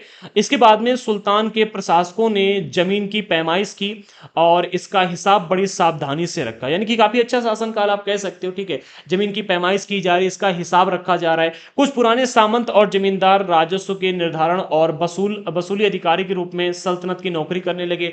जो पहले सामंत हुआ करते थे, जो पहले जमींदार थे, भूस्वामी थे, इन्होंने क्या किया, पहले मतलब ये रहे थे तो इनको जानकारी भी थी, इसलिए राज्य ने भी इनको मतलब अपने अपने आप पर वसूली अधिकारी के रूप में, राजस्व के निर्धारण और वसूली अधिकारी के रूप में नौकरी दे दी, और ये लोग राज्य के अधीन रह करके यहां पर नौकरी करने लगे। जब इनको राज्य ने अपने अधीन कर लिया और इनसे सब कुछ छीन लिया अधिकार कि भाई अब तुम कर नहीं लगा सकते, कर वसूल नहीं सकते, अब आपको कर खुद चुकाना पड़ेगा, ठीक है, जब इन्होंने सोचा कि हमारी दाल गलने वाली नहीं है, तो इन्होंने राज्य के सामने जाकर के अपना समर्पण किया और इन्होंने कहा कि भाई हमको इस पद मतलब ये नौकरी के रूप में यहां पर रख लो, ठीक है, और फिर इनको नौकरी के रूप में यहां पर सल्तनत की नौकरी ये करने लगे। आगे बढ़ते हैं, अगले पॉइंट में कहा जा रहा है, उस समय 3 तरह के कर महत्वपूर्ण थे जो टैक्स इन्होंने लगाए थे, ठीक है, तो 3 तरह के कर महत्वपूर्ण हमें देखने को मिलते। एक था आपका कृषि पर लगने वाला कर, जिसे खराज कहा जाता था, दूसरा था मवेशियों पर लगने वाला कर, तीसरा था आपके घरों पर लगने वाला कर। अब तीनों करों को यहां पर समझो। पहले में खराज की बात कर लेते हैं, तो खराज जो था ये कृषि पर लगने वाला कर था, जो कि उत्पादन का 50% होता था, ठीक है। इसके बाद में खुम्स भी था, जो कि बहुत अधिक महत्वपूर्ण नहीं था, ठीक है, ये जनता के बीच में मतलब जनता का इससे कोई बादशाह नहीं हुआ करता था, जो सैनिक होते थे और जो राजवंश था, ठीक है, सैनिक और राजा के बीच में ये होता था, इसलिए इसे बहुत महत्वपूर्ण नहीं कहा गया है। खुम्स होता है, ये लूट का धन होता था जो सैनिकों एवं राजकोष के बीच में बांटा जाता था। होता क्या था कि भाई सैनिक अभियान के लिए कहीं पर गए हैं, ठीक है, या फिर युद्ध लड़ने के लिए कहीं पर गए हैं, अब युद्ध लड़े तो वहां से लूटने पर जितना भी धन प्राप्त हुआ, ठीक है, वो सारा का सारा धन आएगा और वो राज्य और सैनिकों के बीच में बांटा जाएगा। इसका मतलब कोई ना कोई तो पैराग्राफ रहा होगा कि इतने परसेंट राज्य लेगा, इतना परसेंट सैनिक लेंगे, वो मतलब दिया नहीं गया, तो मैंने इसको यहाँ पर इसके पर ज्यादा रिसर्च करने भी का भी प्रयास नहीं किया, क्योंकि इसके बारे में इतना ही इंपॉर्टेंट। अगर प्रश्न आएगा तो ये आएगा, यही आएगा कि खुम्स किसे कहते हैं, फिर खुम्स कौन सा कर होता था, ठीक है, तो सैनिक और राजाओं के बीच में लूट का धन जो होता था, तो एक मिनट, लूट का धन होता था जो सैनिकों और राजाओं के बीच में बांटा जा राजकोष के बीच में बांटा जाता था। अगला आपको मिलता है जकात, ये महत्वपूर्ण है, ठीक है, ये आज भी महत्वपूर्ण है और हमेशा से महत्वपूर्ण रहा है। जकात जो है इसको समझो, ये एक धार्मिक कर था जो कि मुस्लिमों की आय का 2.5% या फिर आप कह सकते हो 1/40% भाग होता था। अगर आपने 100 रुपए दिन भर में कमाए हैं तो आपको 2.5 रुपया जकात के रूप में राजा को देना होगा। ये मुस्लिम लोगों से लिया जाने वाला एक धार्मिक कर होता था, ये हिंदुओं से नहीं लिया जाता था, हिंदुओं से जजिया लिया जाता था। अभी इसको भी डिस्कस करेंगे, ठीक है। तो मुस्लिमों से जकात लिया जाता था जो कि एक धार्मिक कर था। लोकप्रिय मतों के अनुसार ऐसा कहा जाता है कि इस कर का आरंभ पैगंबर के द्वारा किया गया है, जो कि मतलब इस्लाम धर्म की जिन्होंने स्थापना की थी उनकी बात यहां पर की जा रही है। पैगंबर के द्वारा इसका मतलब आरंभ किया गया था और इसे सभी मुसलमानों के लिए अनिवार्य कर दिया गया था कि जितने भी मुसलमान हैं सभी को ये देना होगा, अमीर गरीब कोई भी हो, ठीक है, सभी के लिए अनिवार्य कर दिया था। सल्तनत एवं मुगल काल में व्यापारियों से आयात एवं निर्यात पर 2.5% जकात वसूला जाए। जितने भी व्यापारी थे, ठीक है, व्यापारी किसी भी धर्म के क्यों ना, क्योंकि यहां पर केवल व्यापारी शब्द का इस्तेमाल किया गया, किसी धर्म का नहीं, ठीक है, इसलिए यहां पर हम पूरे मतलब हर धर्म के व्यापारियों की बात करेंगे, ठीक है। अब अगर स्टूडेंट कहा जाए तो उसमें ना लड़की देखी जाएगी, ना लड़का देखा जाएगा, ना होशियार ना कमजोर, ठीक है। इसी तरह से केवल व्यापारी शब्द का इस्तेमाल किया गया तो कोई भी जाति धर्म नहीं यहां पर देखा जाएगा, ठीक है। सभी व्यापारियों से 2.5% जकात वसूला जाता था, चाहे वो किसी भी धर्म का हो, ठीक है। आगे बढ़ते अब अगर हम जजिया की बात करें, ठीक है, तो ये गैर मुस्लिमों से लिया जाने वाला कर था, जो मुस्लिम नहीं थे। अब चाहे वो सिख हो, ईसाई हो, हिंदू हो या फिर बौद्ध हो या जैन हो, जो भी धर्म के व्यक्ति भारत में रहते थे जो मुस्लिम नहीं है, उन सभी से जजिया लिया जाता था, ठीक है। इसमें होता क्या था कि ये मतलब जो भी जजिया देता था, ठीक है, एक मिनट, ये गैर मुस्लिमों से लिया जाने वाला कर था जो उन्हें जिम्मी या संरक्षित नागरिक का दर्जा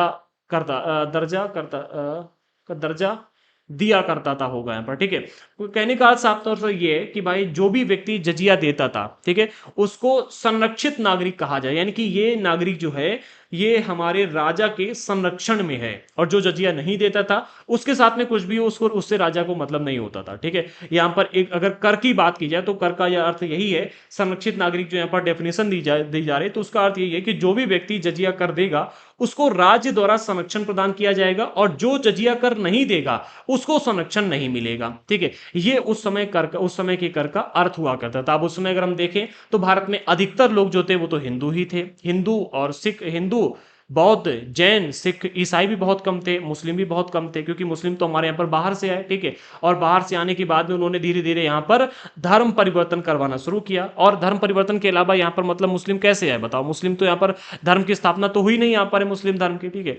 तो धीरे धीरे ही यहाँ पर मुस्लिम हमें देखने को मिलते हैं। अगला पॉइंट देखते हैं क्या कहा जा रहा है। अगले पॉइंट में कहा जा रहा है, ये याद रखना जरूरी है कि इस उपमहाद्वीप का एक बहुत बड़ा हिस्सा दिल्ली के सुल्तानों के अधीन से बाहर, अधिकार से बाहर था।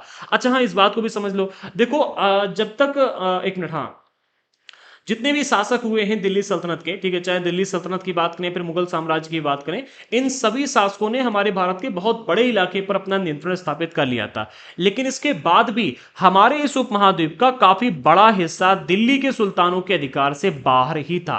कभी भी इन्होंने संपूर्ण भारत के ऊपर अपना अधिकार नहीं पा पाया। याद रखना, कभी भी एक भी ऐसा समय नहीं आया जब इन्होंने अखंड भारत या फिर कहें कि संपूर्ण भारत के ऊपर अपना अधिकार पा लिया हो। दक्षिण भारत की विजय के तुरंत बाद ही वह पूरा क्षेत्र फिर से स्वतंत्र हो गया था। जैसे इन्होंने दक्षिण भारत के ऊपर विजय प्राप्त की, जो कि अभी हमने यहाँ पर बात की थी, ठीक है। तो जैसे इन्होंने विजय प्राप्त की, ये विजय प्राप्त करके वहां से वापस आए, तुरंत इसने अपने आप को स्वतंत्र घोषित कर दिया। यहां तक कि गंगा के मैदानी इलाके भी घने जंगलों वाले ऐसे क्षेत्र थे जिनमें बैठने में सुल्तानों की सेनाएं अक्षम थी। कहने का अर्थ यहाँ पर अभी हमने जो पढ़ा था कि भाई इन्होंने जंगलों को साफ कर दिया, और जंगलों को साफ करने के बाद में जो भूमि आई उसको किसानों को सौंप दिया। उसके पीछे का कारण एक ये भी था कि भाई जब भी ये वहां पर अपना नियंत्रण स्थापित करने के लिए जाते थे, ठीक है, तो वहां के जो ताकतवर लोग थे वो इन जंगलों में जाके छिप जाते थे। अब जब जंगलों में जाके छिप जाते थे तो भाई ये उनके ऊपर नियंत्रण स्थापित नहीं कर पाते थे, उनको पकड़ ही नहीं पाते थे, और जैसे ही सेना गई तुरंत आकर के उन्होंने अपने आप को फिर स्वतंत्र घोषित कर कर दिया और अपना कार्यभार संभाल लिया, या फिर अगर कम सेना है तो उसको हरा दिया, ठीक है। जब पूरी सेना लेकर के आए तो जंगलों में जाकर छिप गए, परेशान हो गए थे, ठीक है। और कभी भी इन्होंने ये जो हमारे गंगा के आसपास का इलाका था, ठीक है, गंगा के मैदानी इलाके थे, ये घने जंगलों से जो भरे हुए थे, यहां पर कभी भी पूर्ण नियंत्रण प्राप्त नहीं कर पाए, कभी भी, ठीक है। इन्होंने इनफैक्ट जंगलों को भी काट दिया, इसके बाद भी जंगल इतने थे कि सभी जंगलों को ये काट नहीं पाए, काफी जंगल साफ किया, ठीक है, ताकि यहां पर ना छिप पाए, लेकिन फिर भी भाई पूरे जंगल को तो साफ करना ही दोगे, ठीक है, तो पूरे जंगल को ये साफ नहीं कर पाए, तो जंगलों में जाकर ये लोग छिप जाते थे। अब जिनमें सुल्तानों की सेनाएं बैठने में अक्षम थी, यानी कि वहां पर जाकर के लोगों को ढूंढ के पकड़ पाने में सेनाएं इतनी सक्षम थी नहीं, क्योंकि जंगलों से यहां पर रहने वाले जो लोग थे वही परिचित थे। अच्छा, यहां पर हमारे के अंग्रेजों ने बहुत अच्छी चाल चली। अंग्रेजों ने क्या किया, अंग्रेजों ने जब नियंत्रण प्राप्त किया तो अंग्रेजों ने यहां के लोगों को पकड़ने का काम दे दिया, ठीक है भाई। जो लोग उस इलाके से परिचित होते थे उन्हीं को काम देते थे कि भाई इस इलाके पर नियंत्रण प्राप्त करो, ठीक है। उन्हीं उन्हीं इलाकों से सैनिकों को भर्ती करते थे और फिर उन्हीं सैनिकों से कहते थे कि भाई अपने इलाके पर हमें नियंत्रण स्थापित करवाओ, ठीक है। यानी कि इन्होंने बहुत अच्छी स्ट्रेटजी चली थी, जो कि मतलब आज भी हमें सीखने का काम देती है। आगे बढ़ते हैं। स्थानीय सरदारों ने इन क्षेत्रों में अपना शासन जमा लिया था, और यही स्थानीय सरदार जब भी बहुत बड़ी सेना लेकर के आते तो जंगलों में छिप जाते थे, ठीक है। और जब छोटी सेना होती थी तो मिल के मुकाबला करते थे और हरा करके उन्हें मार डालते थे, भगा देते थे। अलाउद्दीन खिलजी और मोहम्मद तुगलक अपना अधिकार जमा तो लेते थे, पर वह अधिकार कुछ समय तक ही रह पाया। अभी अधिकार जमा के यहां से गए, ठीक है, जाने के बाद 1 2 4 5 दिन, जहां ज्यादा एक महीने बाद इन्होंने फिर से अपने आप को स्वतंत्र घोषित कर दिया। भाई 1 महीने तक सेना रखोगे, ठीक है, अब कहां तक सेना का खर्चा उठाओगे। भाई आपको जनता के ऊपर भरोसा है नहीं, क्योंकि जनता आपको बाहर ही मानती है, लुटेरा मानती है, ठीक है। अब जब तक जनता ने आपको लुटेरा माना, ठीक है, तब तक भाई जनता मतलब आपके समर्थन में आएगी नहीं, ठीक है। जनता समर्थन में थी नहीं, तो अपने सैनिक जो ये भर्ती करते थे, ठीक है, उन्हीं सैनिकों के दम पर भरोसा रखते थे, जनता पर कभी इन्होंने भरोसा किया नहीं।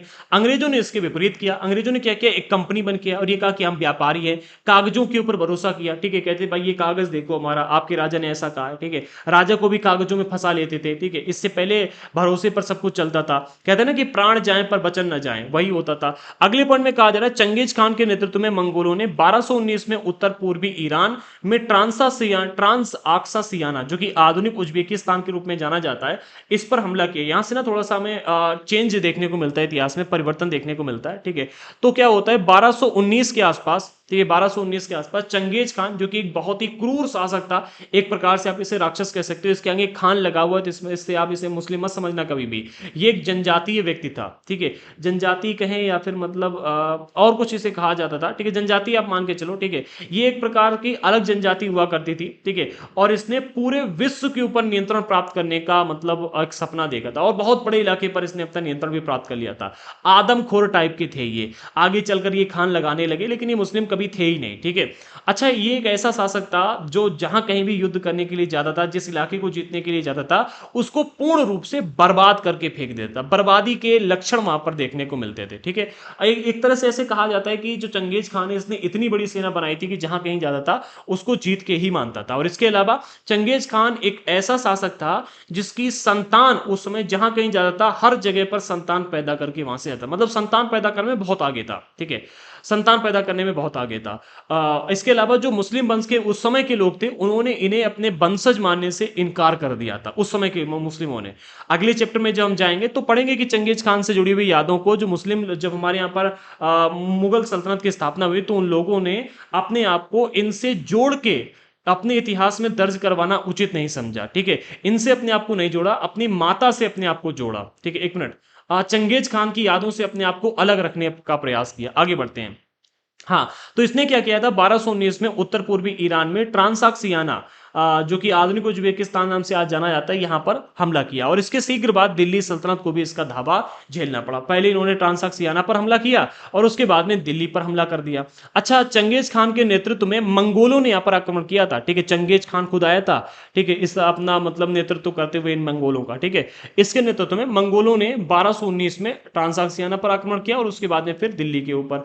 अलाउद्दीन खिलजी और मोहम्मद तुगलक इन दोनों के शासनकाल के आरंभ में, जब इनका शासनकाल चल रहा था उसके आरंभ में दिल्ली पर मंगोलों के धावे हुए थे, ठीक है। मजबूर होकर के इन दोनों ही सुल्तानों को एक विशाल सेना खड़ी करनी पड़ी थी। पहले इनके पास इतनी बड़ी सेना नहीं थी, ठीक है, छोटी सेना रखते थे अलग अलग इलाकों में, जैसे कि हमने आपको बताया, ठीक है। ये इक्ता व्यवस्था इन्होंने बना करके रखी थी, ठीक है, तो इक्तेदार रखते थे, लेकिन अब इन्होंने क्या किया, एक विशाल सेना खड़ी करनी पड़ी इनको मजबूर होकर के, ठीक है। आगे क्या होता है देखते हैं। अच्छा, यहां पर क्या है कि इन्होंने जो सेना खड़ी की, इसके बाद में सुरक्षा के लिए क्या क्या उपाय किए, वो यहां पर डिस्कस करना है। दो टॉपिक मिलते हैं, एक तो अलाउद्दीन खिलजी द्वारा मंगोलों से सल्तनत की सुरक्षा के लिए किए गए उपाय, और दूसरा मोहम्मद तुगलक द्वारा मंगोलों से सल्तनत की सुरक्षा के लिए किए गए उपाय। दोनों के बारे में समझते हैं कि दोनों में से किसके उपाय ज्यादा अच्छे रहे और किसने अच्छे ढंग से इनसे सुरक्षा प्राप्त की। तो पहले बिंदु में यहां पर अलाउद्दीन खिलजी की बात कर लेते हैं। अलाउद्दीन खिलजी के समय दिल्ली पर मंगोलों के दो बार हमले हुए, एक 1219 से लेकर के 1300 के बीच में, और एक 1302 से लेकर के 1303 के बीच में, ठीक है। तो दो बार यहां पर इनके शासनकाल में हमले किए गए। इनका मानना था, एक मिनट, इनका सामना करने के लिए अलाउद्दीन खिलजी ने एक विशाल सेना खड़ी की। जब हमला हुआ, ठीक है, इनको पता चला, तो इसका सामना करने के लिए अलाउद्दीन खिलजी ने एक बहुत बड़ी सेना खड़ी की और अपने सैनिकों के लिए सीरी नामक एक नया गैरिसन शहर बनवाया। किस नाम से? सीरी नामक, ठीक है, याद रखना, सीरी नामक एक नया गैरिसन शहर बनवाया। सैनिकों का पेट भरने के लिए गंगा यमुना के बीच की भूमि से कर के रूप में किसानों की पैदावार का 50% हिस्सा, एक मिनट, कर के रूप में किसानों की पैदावार का 50% हिस्सा कर के तौर पर तय कर दिया गया। हाँ, अलाउद्दीन खिलजी ने क्या काम किया, इसको एक बार समझो। तो देखो, अलाउद्दीन खिलजी के कार्यकाल में दो बार मंगोलों के आक्रमण हुए, ठीक है, एक ये टाइम पीरियड और एक ये, ठीक है। इन्होंने इससे बचने के लिए एक विशाल सेना खड़ी की और इस सेना को सीरी नामक गैरिसन शहर में रहने का आदेश दिया, ठीक है, शहर बसाया और यहां पर रहने के लिए कहा। अब जब सैनिकों को रख लिया तो इनका पेट भी भरना है, ठीक है, बहुत बड़ी सेना है तो इनका खर्चा भी तो चलाना है। खर्चा चलाने के लिए इन्होंने क्या किया, किसानों की पैदावार का 50% हिस्सा कर के रूप में तय कर दिया, जो कि गंगा यमुना के बीच वाले इलाके थे, ठीक है। इस इलाके में क्या है कि पैदावार ज्यादा होता था क्योंकि जमीन उपजाऊ थी और पानी भी आसानी से उपलब्ध था, ठीक है। इसलिए यहां से 50% पैदावार के रूप में, जो पैदावार थी उसका 50% कर के रूप में तय कर दिया। अगले पॉइंट में, सैनिकों को एकता के स्थान पर नकद वेतन देना तय कर दिया। अभी तक क्या था कि एकता व्यवस्था चल रही थी, ठीक है, एकता के हिसाब से ये सैनिकों को वेतन देते थे, ठीक है। लेकिन अब इन्होंने क्या किया, जिन लोगों को मतलब इन सीरी नामक गैरिसन शहर में बसाया, ठीक है, और जिनको अपनी पर्सनल आर्मी में रखा, उनको नगद वेतन देना शुरू कर दिया एकता के स्थान पर। इसके अलावा अलाउद्दीन ने दिल्ली में सैनिकों को कम वेतन पर चीजों को दिलाने के लिए चीजों की कीमतों पर नियंत्रण लागू कर दिया। यानी कि इन्होंने यहां पर जो वैल्यूएशन थी चीजों की, जो प्रोडक्ट थे उनको महंगा नहीं होने दिया। जैसे कि आज के टाइम पर आप देख रहे हो दालें महंगी होती जा रही हैं, आलू 35 रुपया किलो चल रहा है, ठीक है। इसके अलावा टमाटर अभी तो 100 रुपए में हमारे यहाँ पर था, अब 50 रुपए में बड़ा मुश्किल से आया है, ठीक है। अभी आप देखो जैसे जैसे कीमतें यहाँ पर बढ़ रही हैं, ठीक है। अलाउद्दीन खिलजी ने क्या किया था, उस टाइम पर चीजों की कीमतों पर नियंत्रण लागू कर दिया था। कहा था कि भाई इससे अधिक कीमत पर आप ये प्रोडक्ट नहीं बेच सकते। इससे जनता को भी सहूलियत हुई थी और सैनिकों को भी, सैनिक भी कम मतलब कीमत पर अपनी चीजों को खरीद सकते थे। जो व्यापारी निश्चित दरों का उल्लंघन करते थे उन्हें सजा दी जाती थी, ठीक है। तो इन्होंने यहां पर कीमतों पर भी नियंत्रण लागू करके थे। अगले पॉइंट में, अलाउद्दीन की प्रशासनिक कदम काफी सफल रहे और इतिहासकारों ने कीमतों में कमी, बाजार में वस्तुओं की कुशलता से आपूर्ति के लिए शासन की बहुत प्रसन्नता की। तो अलाउद्दीन खिलजी का शासनकाल हमें थोड़ा सा मतलब अच्छा देखने को मिलता है, क्योंकि यहां पर इन्होंने कई सारे ऐसे कार्य किए जो कि मतलब सल्तनत की सुरक्षा के लिए जरूरी भी थे और जनता के लिए भी अच्छे थे। भाई कीमतों पर नियंत्रण लागू करना जनता के लिए भी अच्छा है और सैनिकों के लिए भी अच्छा है, नगद वेतन देने लगे, ठीक है। इसके अलावा सेना खड़ी की विशाल, वो जनता की सुरक्षा के लिए, अपने राज्य की सुरक्षा के लिए खड़ी की, ठीक है। मंगोलों से इनको बचाया जनता को, ठीक है। तो ये सारे के सारे कदम जो इनके थे अच्छे रहे। इन्होंने क्या किया था, सीरी नामक एक नया शहर बसाया था। याद रखना इस चीज को, हाईलाइटेड है, सीरी नामक एक नया गैरिसन शहर बसाया था। इन्होंने किसी शहर को खाली करवाकर वहां पर जनता को नहीं, सेना को नहीं बसाया था, बल्कि एक नया शहर बसाया और वहां पर जनता को रहने के लिए कहा, मतलब इनको सेना को रहने के लिए कहा। अब हम बात करते हैं मोहम्मद तुगलक द्वारा मंगोलों से सल्तनत की सुरक्षा के लिए उठाए गए कदमों की। तो इनके जो कदम थे, मैं पहले बता दूं, बहुत ज्यादा असफल रहे थे, इनकी योजनाएं बहुत खराब रही थी। और पहली बात तो ये कि ओवर मोटिवेट हो गए थे, ठीक है। आइए देखते हैं इनके बारे में। तो पहले बिंदु में कहा जा रहा है, मोहम्मद तुगलक के शासन के प्रारंभिक वर्षों में सल्तनत पर हमला हुआ था। प्रारंभिक वर्षों में यानी कि स्टार्टिंग में जब इन्होंने सत्ता संभाली थी, तभी इनके सल्तनत के ऊपर हमला हो गया था। मंगोलों की सेना इसमें परास्त हुई थी, ठीक है। भाई उस समय इन्होंने सत्ता स्थापित की थी, काफी ताकतवर थे, ठीक है।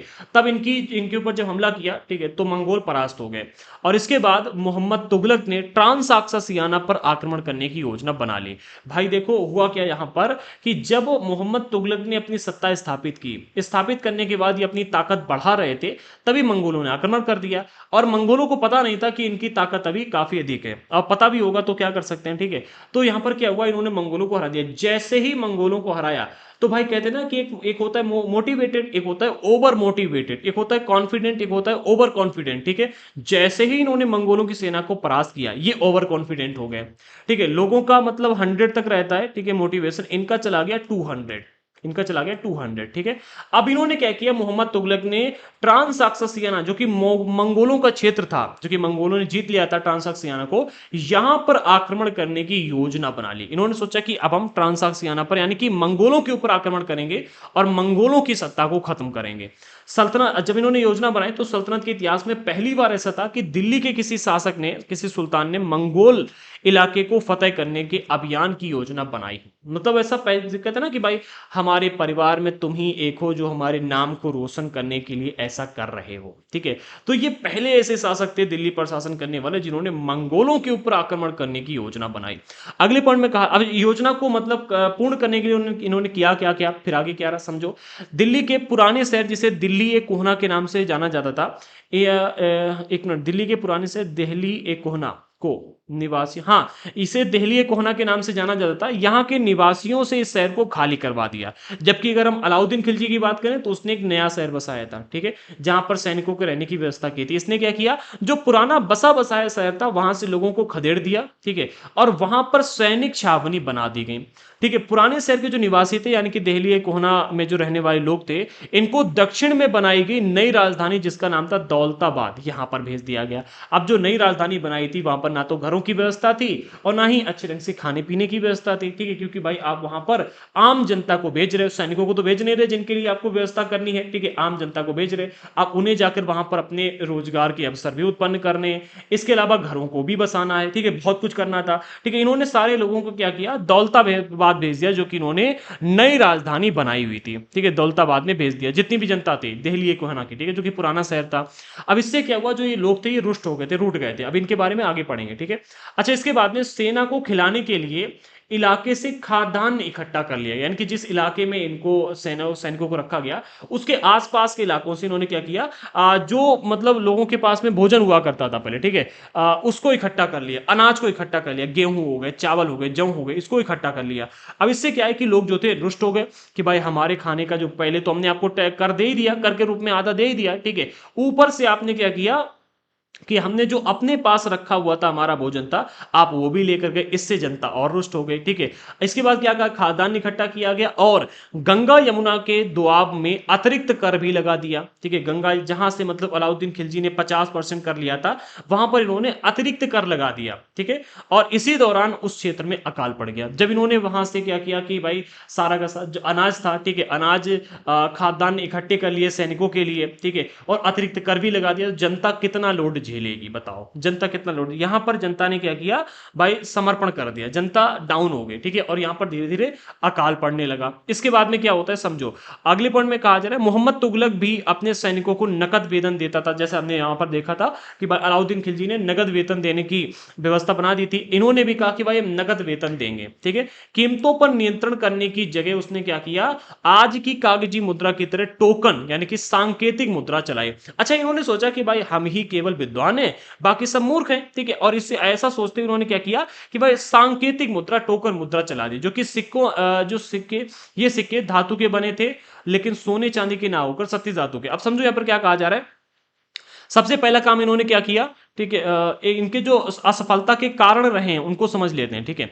पहला इनका असफलता का कारण यही रहा कि इन्होंने क्या किया कि भाई दिल्ली एक कोहना के लोगों को यहां से खदेड़ दिया, यहां पर रहने वाले जो लोग थे इनको खदेड़ के दौलताबाद भेज दिया, जहां पर ना तो रोजगार था और ना ही घर थे, ठीक है, तो इससे ये लोग परेशान हो गए। दूसरा, खाद्यान्न इकट्ठे कर लिए गए इलाकों से और अतिरिक्त कर लगा दिया, इससे यहां पर अकाल पड़ गया। पहला, दूसरा, तीसरा यहां पर इनका असफल कदम। चौथा जो इनका असफल कदम देखने को मिलता वो ये है कि मोहम्मद तुगलक भी अपने नकद वेतन देता था, ये तो मतलब मतलब सही है, ठीक है। अब इन्होंने यहां पर क्या किया, कागजी मुद्रा चला दी, ठीक है। कागजी मुद्रा कागज की नहीं थी, सिक्कों की ही थी, लेकिन यहां पर धातु, जो जिन धातु के सिक्के बनाए जाते थे वो सस्ती धातु की थी। पहले क्या है कि आमतौर पर सोने और चांदी के सिक्के चलते थे, लेकिन इन्होंने क्या किया, तांबा हो गया, पीतल हो गया, ठीक है, इसके अलावा कांसा हो गया, लोहा हो गया, इनसे सिक्के बना करके समाज में चलाने लगे, ठीक है। सोने और चांदी के ना होकर के सस्ती धातु जो उस समय पर आसानी से उपलब्ध थी, जैसे कि एल्यूमिनियम हो गया, ठीक है, तांबा हो गया, पीतल हो गया, लोहा हो गया। अब ऐसे इन्होंने बहुत ही सस्ते और बहुत ही आसानी से बन जाने वाले सिक्कों को चलाना शुरू कर दिया। 14वीं सदी के लोगों को इस मुद्रा पर बिल्कुल भी भरोसा नहीं था। आज के टाइम पर देखो भरोसा ही नहीं है, ठीक है। पहले देखो इन्होंने जो ये काम किया, अगर इसको अच्छे ढंग से कर पाते तो सही था, ठीक है। ये इस कार्य को अच्छे ढंग से कर ही नहीं पाए, ठीक है। ये इन्होंने क्या किया, भाई सिक्का बना रहे हो आप किसका, पीतल का, और उसकी वैल्यूएशन दे रहे हो सोने के बराबर, ठीक है। लोगों ने कहा कि भाई ये तो सोना है और ये पीतल है, ठीक है। अब पीतल और सोने में तो पहले से लोग अंतर समझते थे, तो लोगों ने क्या किया, जो सोने और चांदी के सिक्के थे, ठीक है। अच्छा यहां पर क्या कहा, 14वीं सदी के लोगों को इस पर भरोसा नहीं था, वे बड़े चतुर थे, अपने सोने और चांदी के सिक्के वे बचाकर रख लेते थे और अपने तमाम कर इन टोकन मुद्रा से ही चुका देते। इस सस्ती मुद्रा जैसे जाली सिक्के भी बड़ी आसानी से बनाए जा सकते थे। अब समझो यहां पर क्या कहा जा रहा था, अब मतलब हुआ क्या था, ठीक है, पूरी स्टोरी मैं आपको बताता हूं। जब इन्होंने सांकेतिक मुद्राएं चलाई, पीतल की, तांबे की, एल्यूमिनियम की, ठीक है, तब लोगों को इनके ऊपर भरोसा नहीं हुआ। और ये मतलब इतनी अधिक घटिया क्वालिटी की मुद्रा थी कि भाई घर पर बैठकर आराम से आप बना लो। तो लोगों ने क्या किया, एक तो इसे घर पर बनाने लगे, ठीक है। आप जो लोहार था वो घर पर ही इन सिक्कों को बनाने लगा, ठीक है। अब सिक्कों को बना लिया, ठीक है। अब जैसे ही राजा के लोग आए टैक्स लेने के लिए, तो सोने और चांदी के सिक्के बचा के रख लिए, ठीक है, कि भैया ये सोने के हैं, चांदी के हैं, सोने चांदी के सिक्के बचा के रख लिए। और तमाम जो कर होते थे इन टोकन मुद्रा से, जो अपने घर पे ही बैठ के बनाने लगे, ठीक है, इस मुद्रा से चुकाने लगे। भाई उन्होंने कहा टैक्स कल वसूला जाएगा, ठीक है राजा साहब आ जाना, ठीक है। अब भैया कल टैक्स वसूलने के लिए आए, तब तक लोहार के पास जाकर के सबने सांकेतिक मुद्रा बनवा ली, ठीक है, या फिर मतलब घर पे ही बैठ के बना ली, ठीक है, या मतलब जो मिली बाहर से उसको, ठीक है, इसके रूप में इन्होंने देना शुरू कर दिया, ठीक है। सोने और चांदी के सिक्के ये अपने पास रखने लगे और तांबे के, पीतल के ये सिक्के टैक्स के रूप में देने लगे। अब इससे क्या है कि भाई मार्केट में अफरा तफरी मच गई, सोना चांदी जो था वो लोग अपने पास छिपा छिपा करके रखने लगे, ठीक है। अब भाई जो सस्ती मुद्रा थी इसके जाली सिक्के भी बन रहे थे कि भाई हर कोई अपने घर में बैठ के बनाने लगा, ठीक है। अब जो ये मोहम्मद तुगलक का कदम था बेहद ही असफल रहा, भाई समाज में इससे अफरा तफरी मच गई, लोग इनका बहुत दुरुपयोग करने लगे। अब भाई हर सभी के पास में सिक्के ही सिक्के हैं, ठीक है। राजा भी सोच रहा है इतने सिक्के कहां से आ रहे, हमने तो 100 ही बनाए थे, मार्केट में 1 लाख उपलब्ध हो गए, ठीक है। जीरो जीरो बढ़ता ही जा रहा है, 100, 200,000, 2,000, 3,000, 4,000, ठीक है, 1 लाख, 10 लाख, 20 लाख, करोड़ सिक्के बढ़ते ही जा रहे हैं, हम तो 100 ही बनाए केवल। तो भैया यहां पर शासक जो था वो भी पगला गया। अगले पॉइंट में कहा जा रहा है मोहम्मद तुगलक द्वारा उठाए गए प्रशासनिक कदम बेहद असफल रहे, कश्मीर पर उसका हमला पूरी तरह से विफल हो गया। जब इसने सेना बहुत बड़ी खड़ी की और कश्मीर के ऊपर हमला किया कि आगे जाकर के हम मंगोलों पर आक्रमण करेंगे, तो भैया इनका जो हमला था वो विफल रहा। तब उसने तुरान पर हमला करने का इरादा भी छोड़ दिया, अपनी विशाल सेना को भंग कर दिया। और इसी बीच उसने प्रशासन संबंधी जो कदम उठाए थे उनमें बड़ी परेशानियां पैदा होंगी, जैसे कि उन्होंने जो सिक्के बदले थे, भैया सब घर पे बना के सिक्के देने लगे। अब भैया राजा परेशान, क्या करे, राजा परेशान, राजा सोच रहा है कि भाई हम तो 100 सिक्के बना रहे तो 1,000 आ गए, कहां से आ गए, अब हम कैसे इसका नियंत्रण करें। तो यहां पर जो तुगलक था उसके जो कदम उठाए गए थे बेहद असफल रहे। दौलताबाद जिन लोगों को ले जाया गया था, ठीक है, वो लोग बहुत नाराज हो गए कि भैया ना तो यहाँ खाने को है ना रहने को है, कहाँ रहे, झोपड़ी बना के रह रहे हैं, ठीक है, राजा साहब ये क्या दिया आपने हमारे साथ में, ठीक है। वो बहुत नाराज हो गए, करों में वृद्धि होने लगी धीरे धीरे, भाई अतिरिक्त कर लगा दिया था, करों में वृद्धि। और गंगा यमुना के दोआब में अकाल से विक्षुब्ध जनता बगावत पर उतर है। अब जनता खुद बगावत पे उतर है कि भैया तुमने अतिरिक्त कर लगा दिए हैं, ठीक है, और हमसे अनाज भी सारा का सारा आप ले गए हो, सेना को खिला दिया, और युद्ध भी आप हार के आ गए, और सिक्के ऐसे चला दिए जो हर घर में बन रहे हैं, तो काय बात के राजा हो तुम, ठीक है। इतने असफल कदम रहे जितने किसी के नहीं रहे, ठीक है। आखिरकार इन्होंने अपनी सेना को भंग कर दिया, ठीक है, और मोहम्मद तुगलक को अंततः जो इन्होंने टोकर मुद्रा चलाई थी इसे वापस लेना पड़ा। और वापस भी कैसे ली समझे, इसकी भी बहुत बड़ी प्रक्रिया है, इससे भी इनको बहुत घाटा हुआ। जब इन्होंने इस टोकर मुद्रा को वापस लिया, ठीक है, जैसे कि इन्होंने पीतल का सिक्का चालू किया, ठीक है, तो पीतल को सोने के बदले एक्सचेंज करके दे रहे और मर गए, ठीक है। भाई घर से लोग पीतल के, तांबे के, चांदी के सिक्के पीतल के, तांबे के और इन सब के सिक्के बना के ले आ रहे और सोने चांदी के बदले बदल के ले जा रहे। भाई जनता की तो यहाँ बल्ले बल्ले हो गई थी उस टाइम पर। सोने और चांदी के सिक्कों से सांकेतिक मुद्रा को इन्हें एक्सचेंज करना पड़ा था। उस समय इतने बड़े पैमाने पर बगावत हुई थी।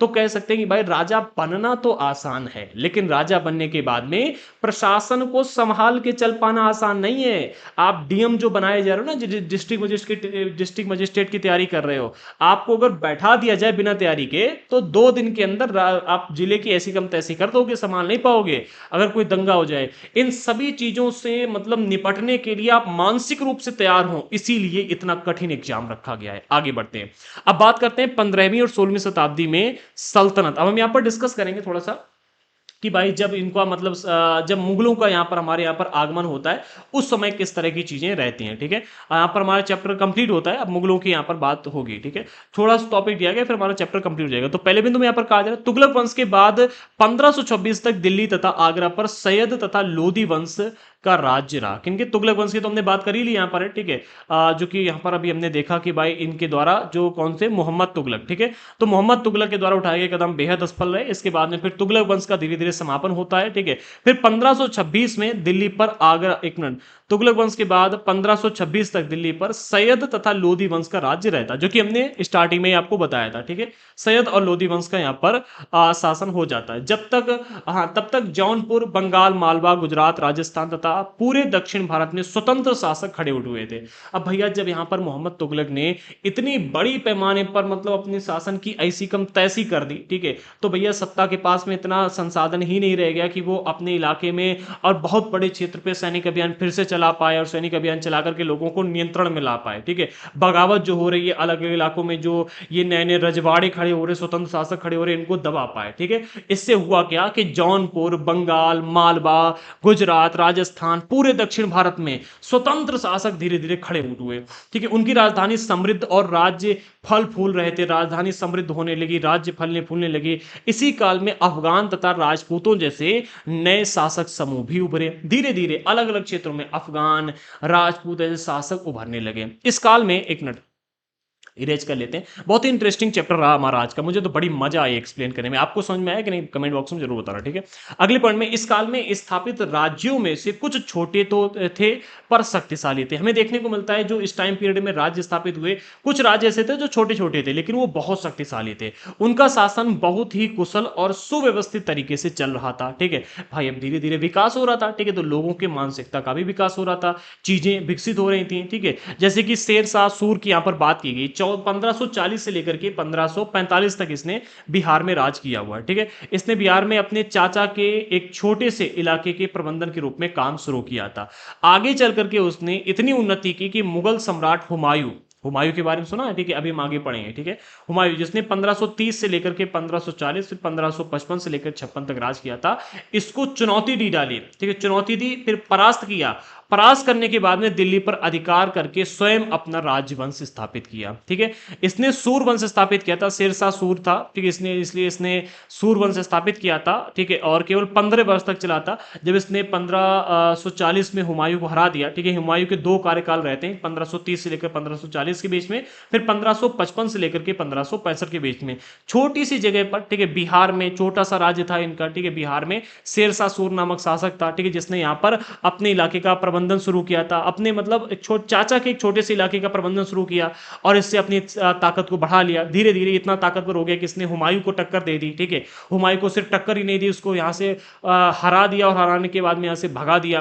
ठीक है, और 15 साल तक दिल्ली पर अपना राज्य जमा करके रखा। ठीक है, सूर वंश को स्थापित किया। लेकिन 15 साल बाद फिर आते हैं यहाँ पर हुमायूं। ठीक है, और हुमायूं ने आने के बाद में इसके बाद इसको परास्त किया, जो कि यहाँ पर बताया भी जा रहा है कि भाई, लेकिन इसके प्रशासन, हाँ, समझ लेते एक बार। ठीक है, अपना राजवंश स्थापित किया। सूर वंश ने केवल 15 वर्ष यानी कि 1540 से 55 तक शासन किया, लेकिन इसके प्रशासन ने अलाउद्दीन खिलजी वाले कई तरीकों को अपना करके उन्हें और भी चुस्त बना दिया था। यानी कि जो अलाउद्दीन खिलजी ने जिन तरीकों को अपनाया था, जिससे कि उनका प्रशासन की अगर हम बात करें तो अच्छा खासा चला था। ठीक है, तो कई सारे तरीके अपनाए थे उन्हीं अलाउद्दीन खिलजी के, जिनके भी हमने यहाँ पर बात की थी। ठीक है, और उनमें जो कमियां थी उन कमियों को दूर के और चुस्त बना दिया था। फिर से मतलब यहाँ पर हुमायूं आते हैं। ठीक है, आक्रमण करते हैं, फिर 55 से लेकर 56 तक हुमायूं जीत लेते हैं इलाके को, फिर 55 से 56 के बीच में यहाँ पर राज करते हैं, फिर अकबर आता है, अकबर का राज यहाँ पर स्थापित हो जाता है। अकबर ने जब मुगल साम्राज्य को समेकित किया तो उसने अपने प्रतिमान के रूप में शेर शाह की प्रशासनिक व्यवस्था को ही अपनाया, ठीक है, शेर शाह सूर यही, ठीक है, यही शेर शाह सूर, ठीक है। इसने जो यहाँ पर जिस व्यवस्था को अपनाया था उसी व्यवस्था को अकबर ने भी अपनाया, और अपने अकबर ने यहाँ पर 1556 से लेकर के 1605 तक शासन किया था। ये चैप्टर आज का हमारा बहुत ही इंटरेस्टिंग रहा है, और इसी तरह का इंटरेस्टिंग चैप्टर रहेगा हमारा चैप्टर नंबर 4, जिसमें मुगल साम्राज्य को हम डिस्कस करेंगे। अगर अभी तक आपने हमारे चैनल को सब्सक्राइब नहीं किया कर लीजिएगा, साथ ही साथ बेल आइकन को प्रेस करना बिल्कुल ही मत भूलना, जिससे कि हमारे द्वारा डाले गए हर वीडियो का नोटिफिकेशन आपको मिलता रहे। और अगर आप हमारे इस कोर्स को कंप्लीट ज्वाइन करना चाहते हैं तो अभी कभी हमारा दृढ़ संकल्प ऐप डाउनलोड कीजिएगा। एप्लीकेशन की लिंक हमने डिस्क्रिप्शन बॉक्स में प्रोवाइड कर दी है। एप्लीकेशन पर जाकर के आप इस कोर्स को ज्वाइन कर सकते हो। अभी हमारा 15 अगस्त वाला ऑफर चल रहा है, 30% डिस्काउंट है। ये 14, 15 और 16 तीन 14, 15 और 16 अगस्त तक यानी 3 दिन तक ऑफर चलेगा, जिसमें ये कोर्स आपको मात्र 2100 रुपए में मिलेगा। तो अभी जाओ और इस कोर्स को ज्वाइन करो, ठीक है। जैसे हमारी क्लास 6 से 8 तक की एनसीईआरटी कंप्लीट होगी, हम टेस्ट सीरीज को स्टार्ट कर देंगे, और टेस्ट सीरीज आपने केवल हमारे पेड कोर्स में ही आपको देखने को मिलेगी, ओके। एंड अगर आपको मतलब कोई प्रॉब्लम आ रही है कोर्स ज्वाइन करने में, अगर आप किसी तरह की जानकारी चाहते हैं तो इस नंबर पे व्हाट्सएप पर मैसेज कर सकते हैं। केवल नोट्स वगैरह चाहिए हैं तो भी एप्लीकेशन पर जाओ, और एप्लीकेशन पर जाकर आप परचेस कर सकते हो। डिस्क्रिप्शन बॉक्स में हमने ऐप की लिंक प्रोवाइड कर दी है। नोट्स के लिए भी आप एप्लीकेशन पर जा सकते हो, केवल नोट्स भी हमने अवेलेबल करवा कर रखे हुए हैं। अगला चैप्टर जो हमारा है वो मुगल 16वीं से 17वीं शताब्दी, चैप्टर नंबर 4। पहले इस चैप्टर का नाम था मुगल साम्राज्य, ठीक है। लेकिन देखो मैं ओल्ड नाम भी रख सकता था, लेकिन ये नाम मुझे ज्यादा बेटर लगा क्योंकि इसमें ज्यादा समझ में आ रहा है। मुगल साम्राज्य जब हम शब्द का प्रयोग करते हैं तो मुझे टाइम का पता नहीं चलता कि भाई मुगलों ने कब से कब तक राज किया था। इसमें टाइम दिया गया, ठीक है, 16वीं से 17वीं शताब्दी, यानी कि सन 1500 से लेकर के सन 1800 के बीच की यहाँ पर बात की जा रही है, ठीक है। तो इस टाइम पीरियड तक ही लगभग मतलब इन्होंने अच्छे ढंग से शासन किया था। तो वही यहाँ पर हमें डिस्कस करना है। सन 1800 के बाद में अगर हम मुगलों का टाइम पीरियड देखते हैं तो 1857 तक हमें देखने को मिलता है। लेकिन यहाँ पर औरंगजेब के बाद में इनका जो शासन हमें देखने को मिलता है, जब अंग्रेजों का आगमन हो गया, औरंगजेब ने ना कई सारे युद्ध किए थे, ठीक है, और युद्ध में इनका संसाधनों का नाश हो गया था, ठीक है। और फिर इनके आगे आने वाली जो पीढ़ी थी उसके बाद में संसाधन नहीं बचे थे, जिससे कि वो अपनी सत्ता को और अच्छे ढंग से नहीं चला पाए थे। इसके बाद इस वजह से अगर हम देखें तो सन 1800 के बाद में इनकी सत्ता में बहुत कमजोर देखने को मिलती है, ठीक है। सत्ता के पास बहुत ताकत नहीं बची थी, केवल नाम के ये मतलब बादशाह रह गए थे, बाकी अलग अलग इलाकों में रजवाड़े खड़े हो गए, जिसके बारे में अगले चैप्टर में हम डिस्कस करेंगे बहुत बारीकी से, चैप्टर नंबर 4 में, ठीक है। तो मुगल 16वीं 17वीं शताब्दी हमारा अगला चैप्टर है। मिलते हैं अगले वीडियो के साथ में, तब तक के लिए जय हिंद साथियों।